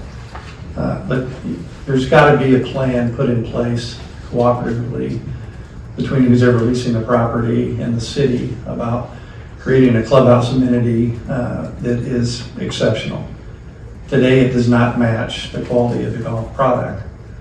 If you want people to stay at the club, patronize the club in food and beverage, if you want people to have events at the club, especially non-golf events at the club, we do really well at our clubs that have clubhouse facilities that allow people to come in, whether it's wedding receptions or birthday parties or class reunions or whatever else. I mean, at the winter time, this time of year, a great clubhouse amenity could be another great attraction in this community. Built right and good enough, it would draw people even from the extremity communities around Ottumwa. That's got to be addressed and got to be improved over time.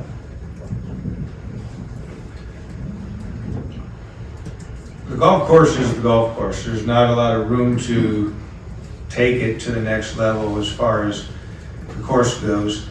I like the aesthetic value that the improvements you can make that way. Of all the golf courses I play, I might not remember what my score was, but I might remember a certain hole that just sticks in your mind. And there's opportunities at Cedar Creek to be able to do that. And it's a park. You all have visited parks before where you say, that's a pretty nice park. I think you can do the same thing at Cedar Creek on certain holes, and I would have to agree with the clubhouse also, but I'm going to concentrate mostly on the golf course itself and make improvements and the aesthetic value to the golfers. Thank you all. In looking at the RFPs that were submitted by all three of you, there were drastic swings in the considerations for compensation to the city. Can you explain your particular structure, and is that amount sustainable to you as an organization? And I guess Brian, we'll start with you.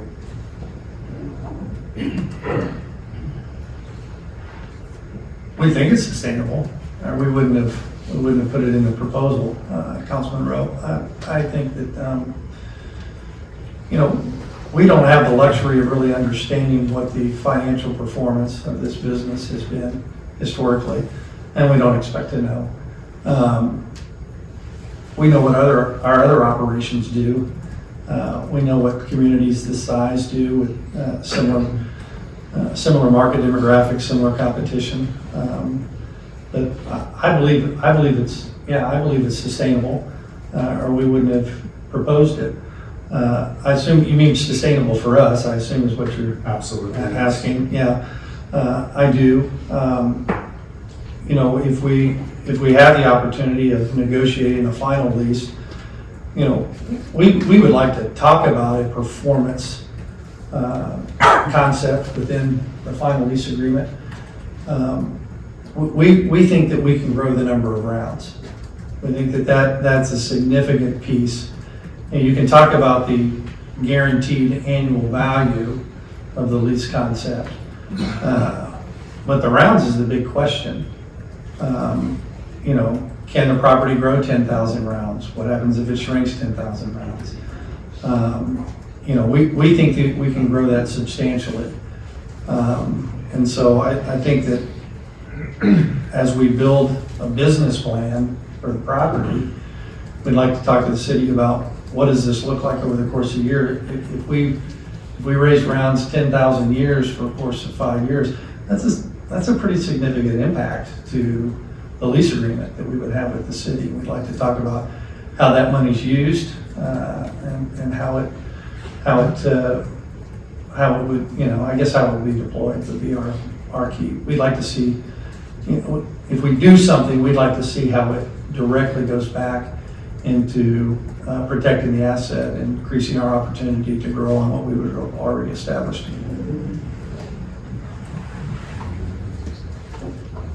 I think according to my RFP and looking at the other ones, mine was significantly higher than the other two.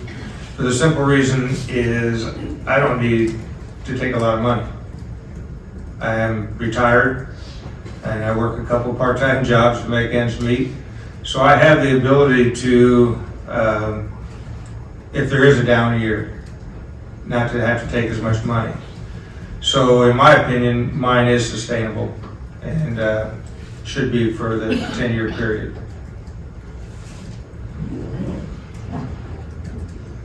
Yeah, mine is definitely sustainable. Obviously, I have quite the advantage of having the financials and the numbers, and looking at those, it's absolutely fair for both parties.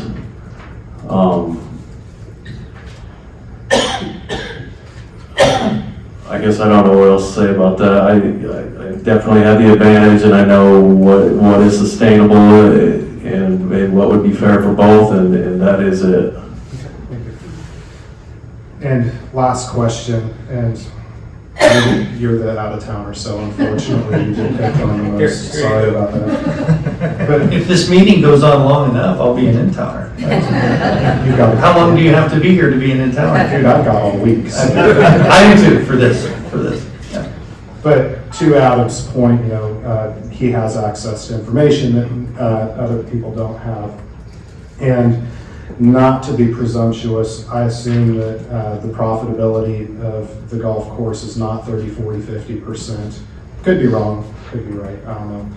But considering the cost and the compensation back to the city for the use of the course, my concern to your group, Brian, we talked about rates for the season pass holders, rates for tournaments, rates for daily play. They've been somewhat historically stable at this golf course, and we are in an economically challenged area in the state of Iowa, so having that rated at a somewhat stable point is very important. And considering the corporate overhead that your organization has, that these two as local organizations don't have, how do you reconcile the amount of expense load that you have as an organization against what a local organization would have?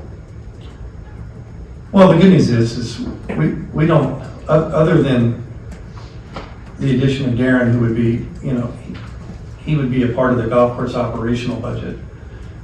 Our infrastructure is paid for today. When you talk about human capital, when you talk about people working for us, we don't need this opportunity in order to continue to operate as a business. We've operated as a business successfully for years. And our management contracts, they support that infrastructure that we have, and it's necessary for that part of our business. And so we don't have any additional corporate need, as far as overhead is concerned, to operate the golf course. Matter of fact, we think we're in a really strong position because we have it to operate the golf course successfully and well.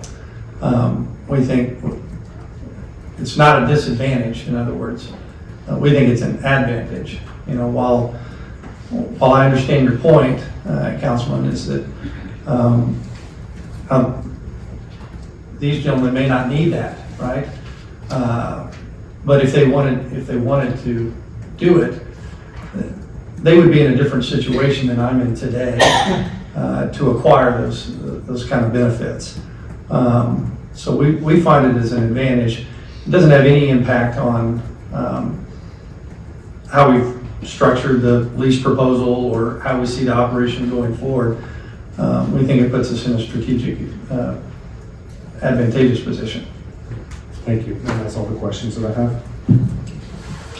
Doug, do you have any questions? Does anybody else have any other questions? Because I've got one clarifying question I want to ask Adam. right ahead. Adam, on the second question that Phil had asked, the request for proposal identified a number of responsibilities that the successful bidder would be expected to complete, including providing periodic reports regarding the operational and financial performance of the contract. And I guess there was some of us on the evaluation committee that thought because you have a little bit of an inside advantage for being the current operator, you could have used some of your financial data to reinforce your success and that you've had a solid business plan. Can you address a little bit or clarify why you seem to be reluctant to share any of that information in the RFP? Because that was something that several people were concerned about on that review committee. From my understanding, I don't think we were asked to share that in the RFP. Am I No, you weren't correct? asked to, but I guess what some of us felt, because you're the current operator, you could have showed your success and the strength of your business plan by alluding to at least some of your financial data that would support that. And you seem to be real reluctant in your RFP to address any of that. I'm just asking for you to can you clarify the statement that you made in your RFP? Well, yeah, that was, I just don't think we, as a lessee, not an employee of the city, I don't see why we should be having to share absolutely every financial, and make it public. Now, I did say in there that if I get this, upon an exit, there'd be an exit interview, whether it's after 10 years or, maybe an extension of 5 more or even 5 after that. Whenever it's done, I am willing to share the last 2 to 5 years of financial information to help out this process right here for the next guy. So I'm definitely willing to do that. As far as sharing it and making it public, I don't see that being necessary before then. The city's going to get their money regardless. So, does that clarify? Yeah, I just wanted you to see if you could clarify that a little bit because it just kind of didn't sit well with some of the people on the evaluation committee, the comment that you made, that you didn't say you need to share any of that, and they weren't asking for financial data, but like I said, I think it would have been an opportunity for you to kind of divulge some of that, if nothing else, to show that you've been very successful, you've had a solid business plan that's allowed you to be successful over all those years, I guess is what I'm saying. Yeah, and I understand that. That wasn't the intent behind that. I just think it's private information. And as for being successful, I mean, I think it shows from what we put back into the course that it has been successful and will continue to be. Okay. And I don't have any other specific questions, but I would just like to thank all 3 of your entities and your companies for responding to the RFP. And I think the challenge that the council's going to ultimately have is you obviously can all do the job. I don't think there's any question that you can all very easily do this job. You all bring different things to the table and you have different things in your respective toolkits. And so I think it's going to be up to the city council to determine which one of you has the most things to offer that's going to not only benefit the city of Ottumwa, but take the Cedar Creek Golf Course to the next level. And you all kind of address that.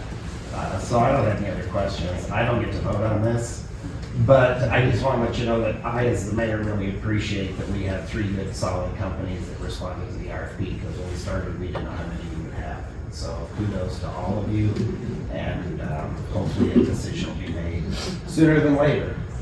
I just have a quick follow-up question for Adam.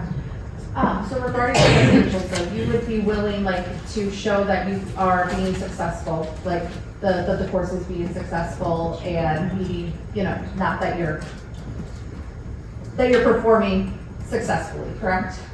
Or provide reports that you all are you're continuing to be successful, like you've done 24,000 rounds of golf. That might be I'm not a great golfer, so I don't know if that's unfair. Well, the rounds definitely have to be shared because that's part of the compensation. Exactly. You know, if it came down to it, and if I needed to share some bare financial information to show the success, yeah, I could do that. Thank you. I think City Administrator Rath might have a few questions also. No, it was just the follow-up to that is, in the response to the question, you said yes, you would be able to comply with that. And that was, one of the things in the RFP was submitting the financial performance in comparison of prior years and other public golf courses. And as this question came up when the RFP was out, and I had responded back that the golf course is a public course and as such has responsibility to the taxpayers of the community. And we see many of them out tonight, and the secured and insured sustainability of that. And so I think for the council's perspective, that is something that may come up from time to time. It's just ensuring that that is there. And that's where that question was. So rounds of golf, yes, have been shared. That played into the dollar per round. But other things might come up, percentage of concessions, how much use is getting out there, those kinds of things that I think would be potential for public benefit to know. If there's a request to increase and the city is contributing to the clubhouse, if people aren't using clubhouse, so there's just some things I think make sense from that public-private partnership that there is some that we're requesting to be shared as part of a contract. Yeah, okay, yeah, and like I said, if it was necessary and it made sense, it could be shared. And then the same question for both of you, just to clarify, if you have an issue with sharing that financial information as requested. I guess sharing with who? With the With the city world? council, some of that. Is it public record information? Yeah, it could be. Yeah, I mean, as far as, successful or hopefully successful, continued success of the operations.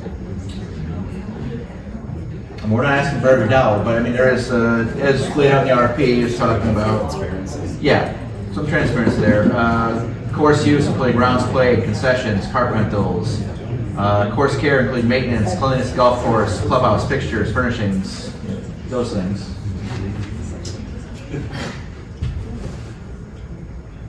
I'm with you on this one, I think. Well,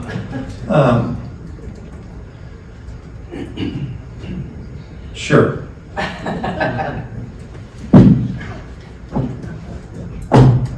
Yes.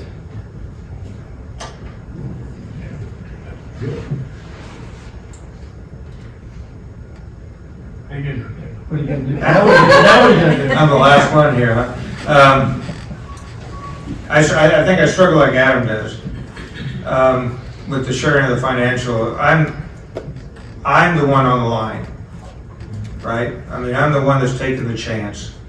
I understand that the city wants to make sure that we're profitable, that we're going to be there the next year, that you're getting the same rounds. It's just hard for me to say, okay, here's how much money I need. I mean, because if I happen to have a really good year, whose business is that? Other than mine. I mean, but then what happens if I have a really bad year? Well, then I'm going to tell everybody, right? I think that would come down to the contract negotiations. If I'm lucky enough to get it, then we can sit down and say, what specifically do you really want to see from me at the end of the year? Rounds played, yes. I mean, that's obviously because you want $1 a round. You want to make sure I'm profitable? Yeah, I would think that you'd want to do that. I guess you do that with the beach, right? Yeah. I mean, and I don't mean that to be funny, but I mean, that's a public entity also, and so the public knows whether it's making money or not. So I'll just say, in fairness, I think one or both of you that didn't have the inside track had asked for financial information. You asked for the last 3 years. You asked for rounds and revenues. We didn't have any of that information, so I mean, it's not trying to dig into your personal business, but saying, you know, it's from the sustainability Well, aspect. maybe then we should go on with like what Adam had just said. At the end of the 10-year period, or whatever that period may be, we will provide the last 3 years' tax returns. Or broken down balance sheet, so you can see what it was. I mean, I guess that's private, that'd be private negotiations in the contract talks.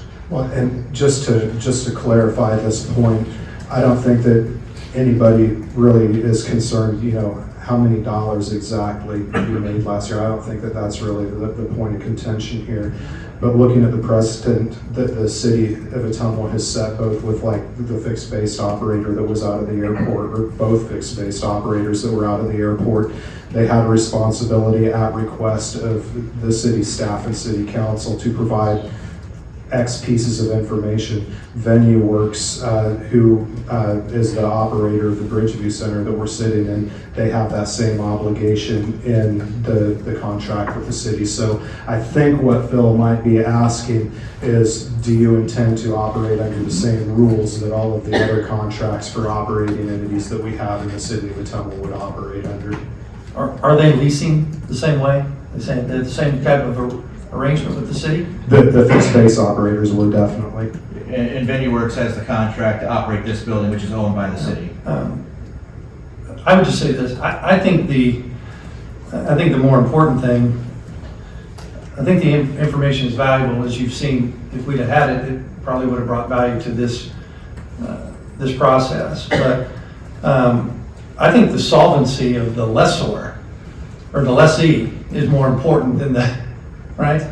If the club makes $300,000, but the person operating it is $5 million in debt, I would be much more concerned about that. I would certainly be willing to provide, you know, a personal financial statement, which I think would have much more value to the relationship that we have with the city. Do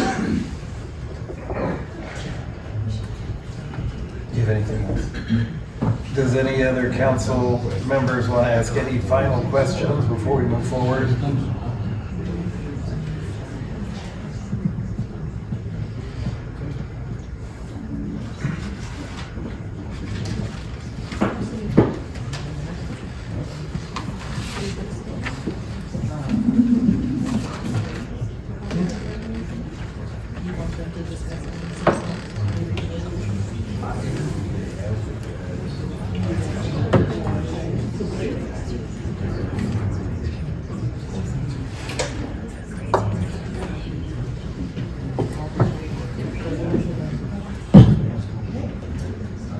Resolution 205, 2023, awarding of RFP for Cedar Creek Golf Course operations. Recommendation, pass and adopt resolution number 205, 2023. And I'm going to become the unpopular person in the room really quick. I'm going to make a motion to table this until the next meeting. And I have a solid reason for that. We have been given through an entire election cycle a lot of criticism as a city council that we make decisions without a full city council. Tonight, unfortunately, we are yet again short another city council person, and I think that we run the risk of damaging relationships with one or multiple of these folks up here if we end up in a disagreement, and we could actually fracture the possibility of things that are sitting the way that they are. So because of that, I would make the motion to table until the entire city council is here to make a decision and actually discuss this at length. And I would, yes, I would second that with Ms. Councilperson Hoffman. But I would also clarify, if we all remember the last time that we discussed the golf course, it was to extend the contract with Mr. Wilson. And had we had a full council, who knows, we may not be here today. So we got many emails that following that we should not have voted without a full council. So just gonna state that. I'd like to add that we're doing our due diligence by making sure the citizens have a full council. So we apologize that they're not here tonight. However, I agree with Mark, or Councilmember Rowe, Councilperson Cara, and it's only fair to the citizens that and to our presenters that we have a full council.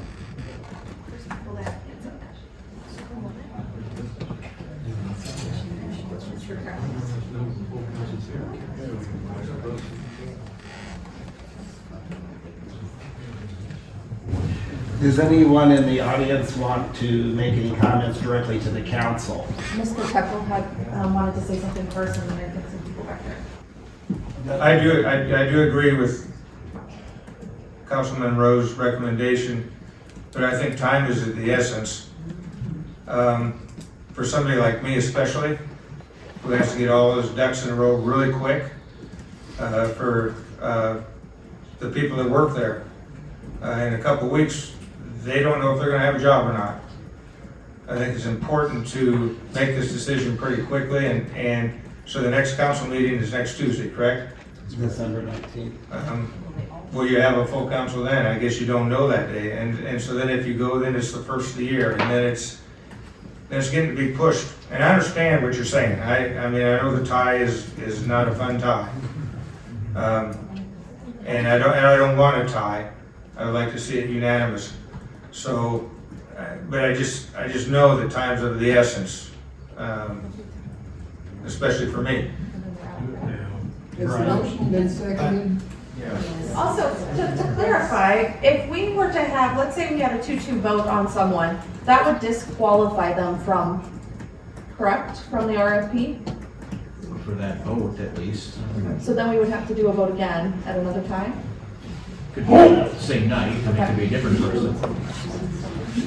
Can I make a quick point of clarification? I've got 268 employees, and I can understand the angst, as we've taken over a lot of golf courses, and there's a lot of uncertainty for them. We'll commit today publicly to hiring everybody that's at the golf course today, working at the golf course, at least initially. We won't promise them a lifetime of jobs, but I just want them to know if this goes on and they start to have any concerns whatsoever, start thinking about other jobs that they may want to pursue, we'll commit publicly to hiring everybody that's at the golf course today. I think that's only fair to those folks that are wondering what their future holds for them, okay? Anybody else at the table have anything they want to say before I allow people from the audience to address the council?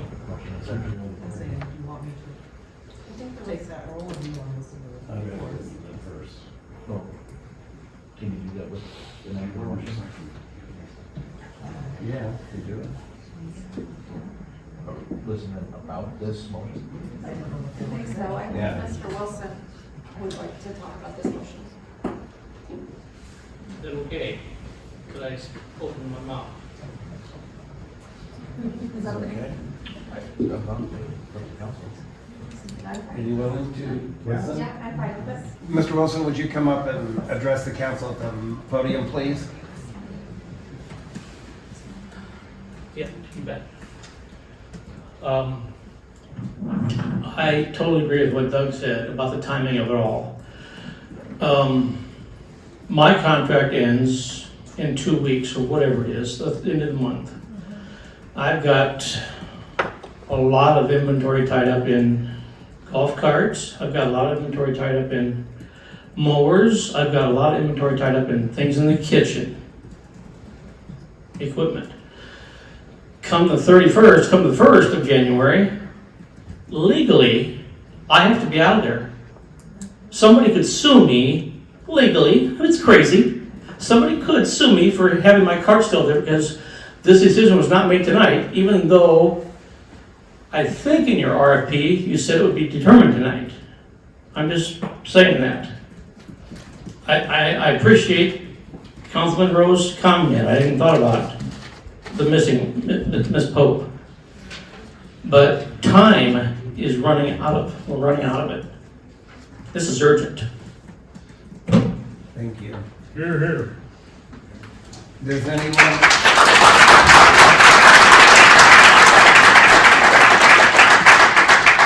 Does anyone else want to address the council? I would like to. If you would come forward and introduce yourself at the podium, please.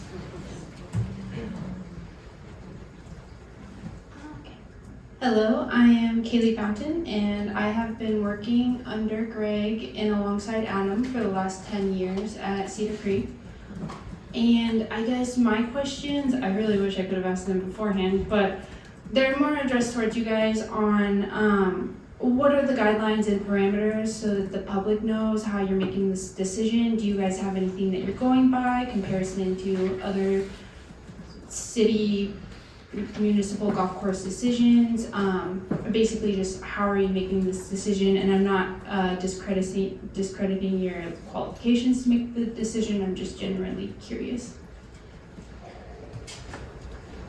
We're making the decision because everybody here that's for a certain person tonight could lose that opportunity because of a 2-2 vote.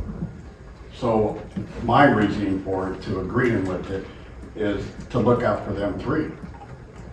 That's my reasoning behind it.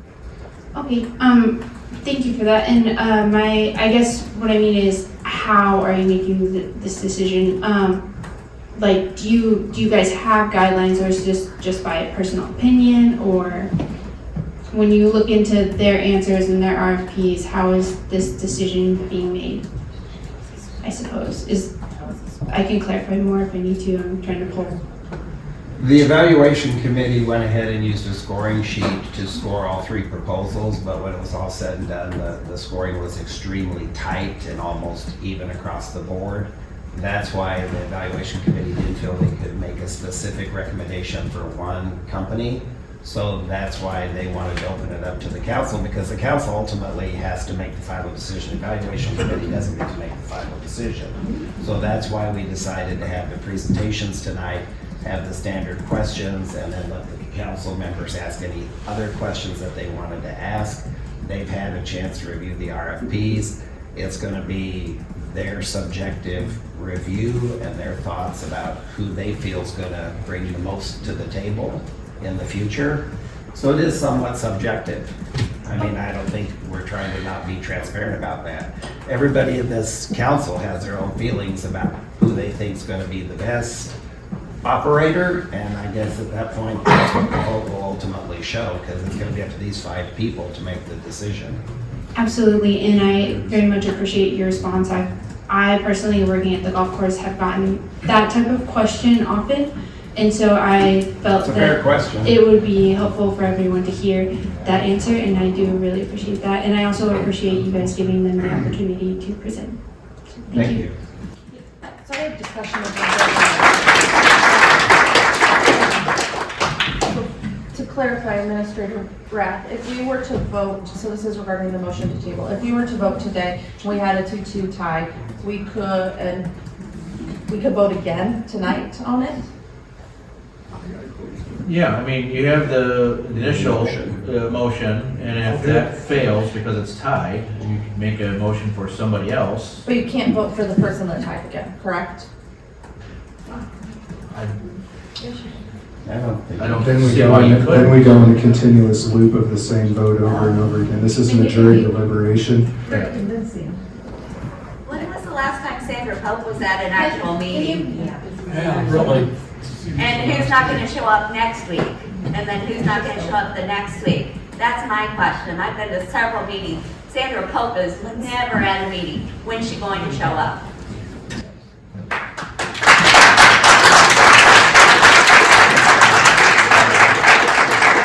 Does anybody else want to address the council? I do.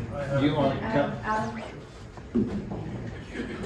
I just had a quick question, I guess, about Pope. So, let's say we delay this. How is she going to get this information? That it was a lot of information from all 3 of us tonight. Is it going to get to her? Well, I can. It would be her responsibility as a council person to watch the recording of this subsequent to tonight's meeting. Okay. That's the only thing it's the only answer. Well, that was my question. She's not here, so how would she know what any one of these folks had to say? And if it is on video, she wasn't here to ask them any questions. So what if she has a question? Then she'll show up at the next one, but maybe you won't. You know, time is of the There's 5 essence. meetings in 4 years, I can promise you I'll be here. Time is of the essence for these folks. Everybody wants to know. That's why we're all here. We want to know. I understand that. I'm very, very intimately aware of that. Sir, just for the record, can you identify yourself, please? My name's Fred Long, Okay. with one F. I'm a golfer. And I want to know what's going to happen with the course. Okay. Thank you.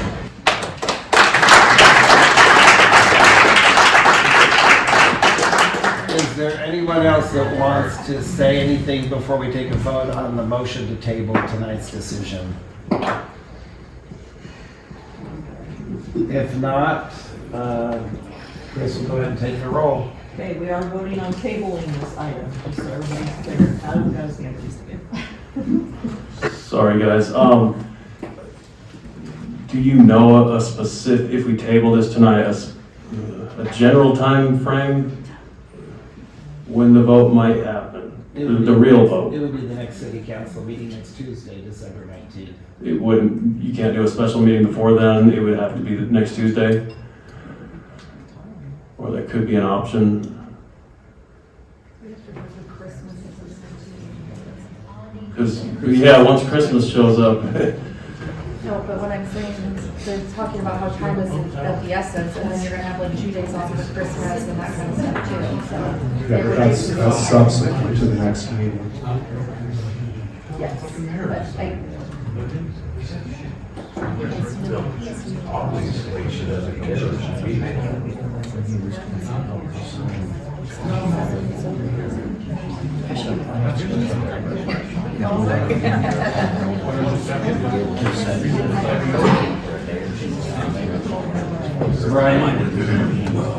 Can Ottumwa ask a procedural question?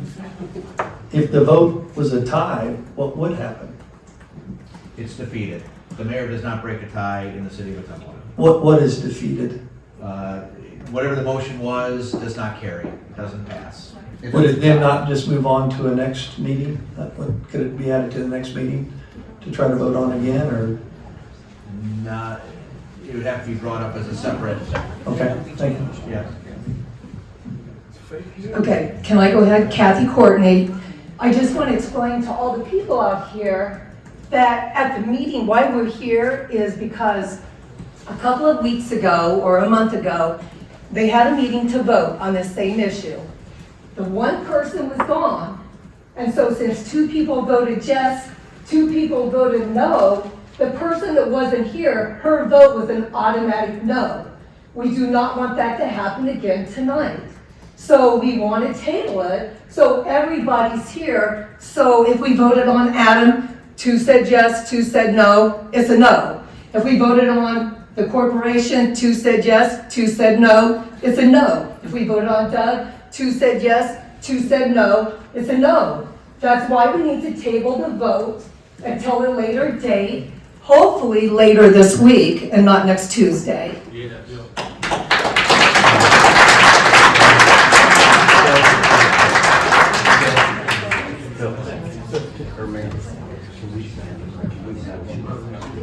Chris is already on for the rest of this week.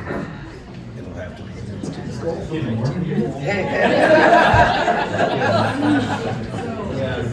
Can I call a question? We just called it a question. Yeah, call the question. I'll go for on that roll.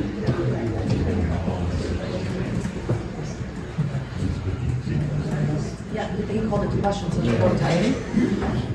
Can we call and see if she can show up? Councilmember Galloway? Yes. Councilmember Hoffman? Yes. Councilmember McIntyre? Yes. Councilmember Rowe? Yes. So it's tabled. Okay, so I would ask if I know that our weeks are busy, but do we have any availability this week? And Chris, I look to you because you are the busy one. We don't have any availability this week. Because we have to have 24 hours notice to post the agenda. So that would open up Thursday, but Thursday night I already have a meeting. So does everybody want to come to a meeting on Friday night? I can be available. Yes. Yes. Yeah, will Sandra be available on a Friday evening? That's the question.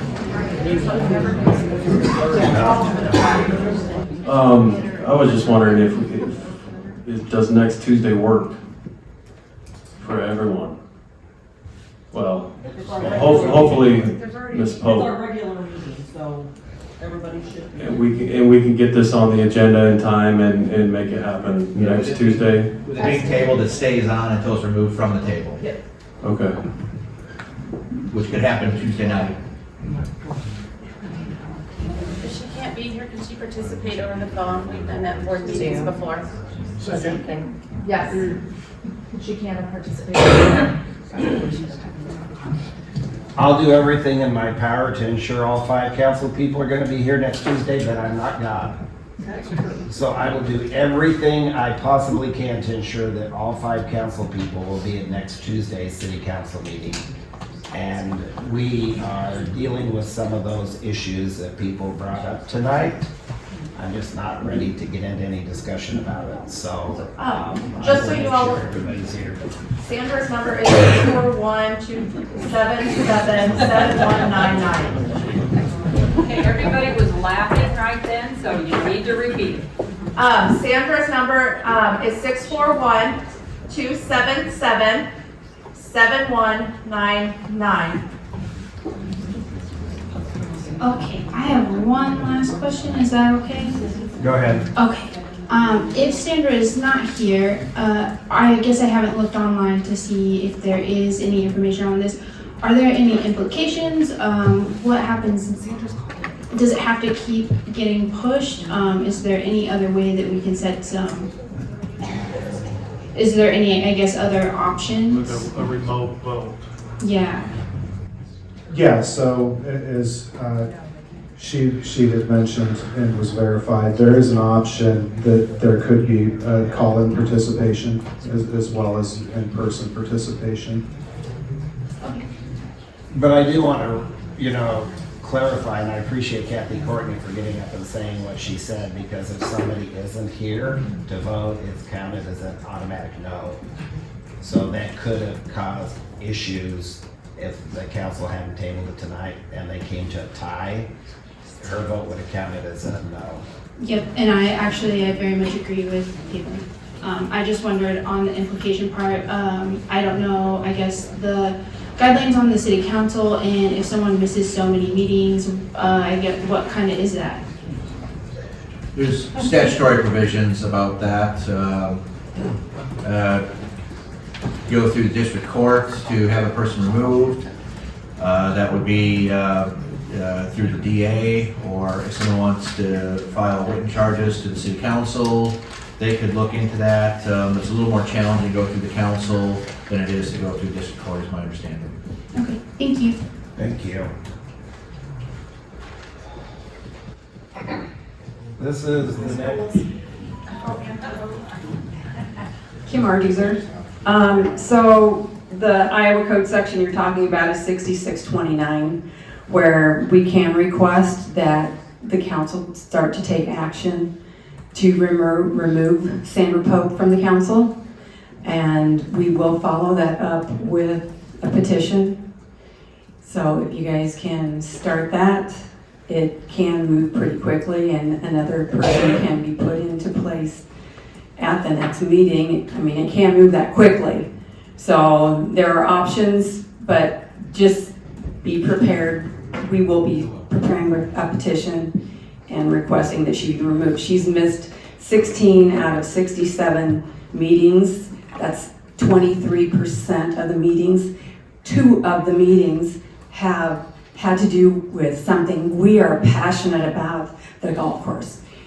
I don't know how many other meetings that she has missed that she doesn't let anybody know. I know that when some people were in Washington, D.C., she missed a quorum, not telling people she was missing. This is important, not just to us. This is the city of Ottumwa. These people are here not wasting their time. It's important. You guys aren't wasting your time. It's extremely disrespectful. And if that's the way she wants to be handled, then I think it needs to be handled with Iowa Code Section 6629.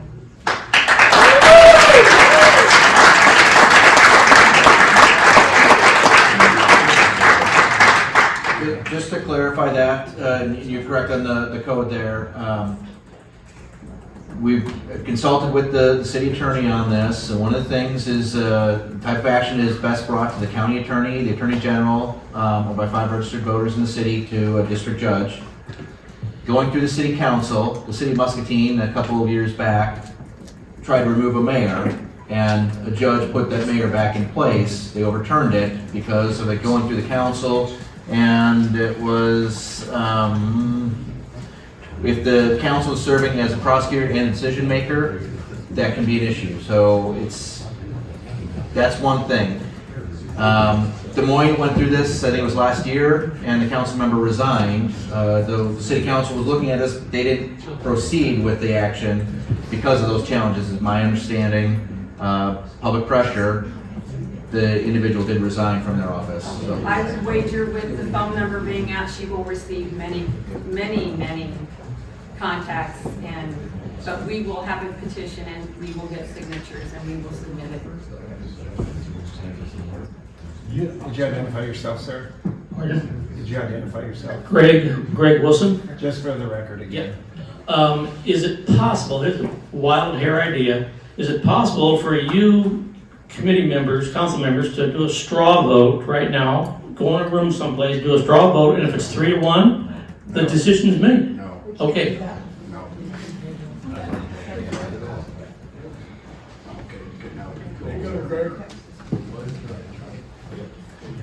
So the next item on our agenda is where I ask if anyone in the audience wants to speak on any other items that are not on tonight's agenda. Just have to ask. Just have to ask. Okay, if that's the case, then I would make a recommendation and I need a motion for adjournment. So moved. Second. Chris will take the roll. Councilmember Gavin? Yes. Councilmember Hoffman? Yes. Councilmember McIntyre? Yes. Councilmember Rose? Yes.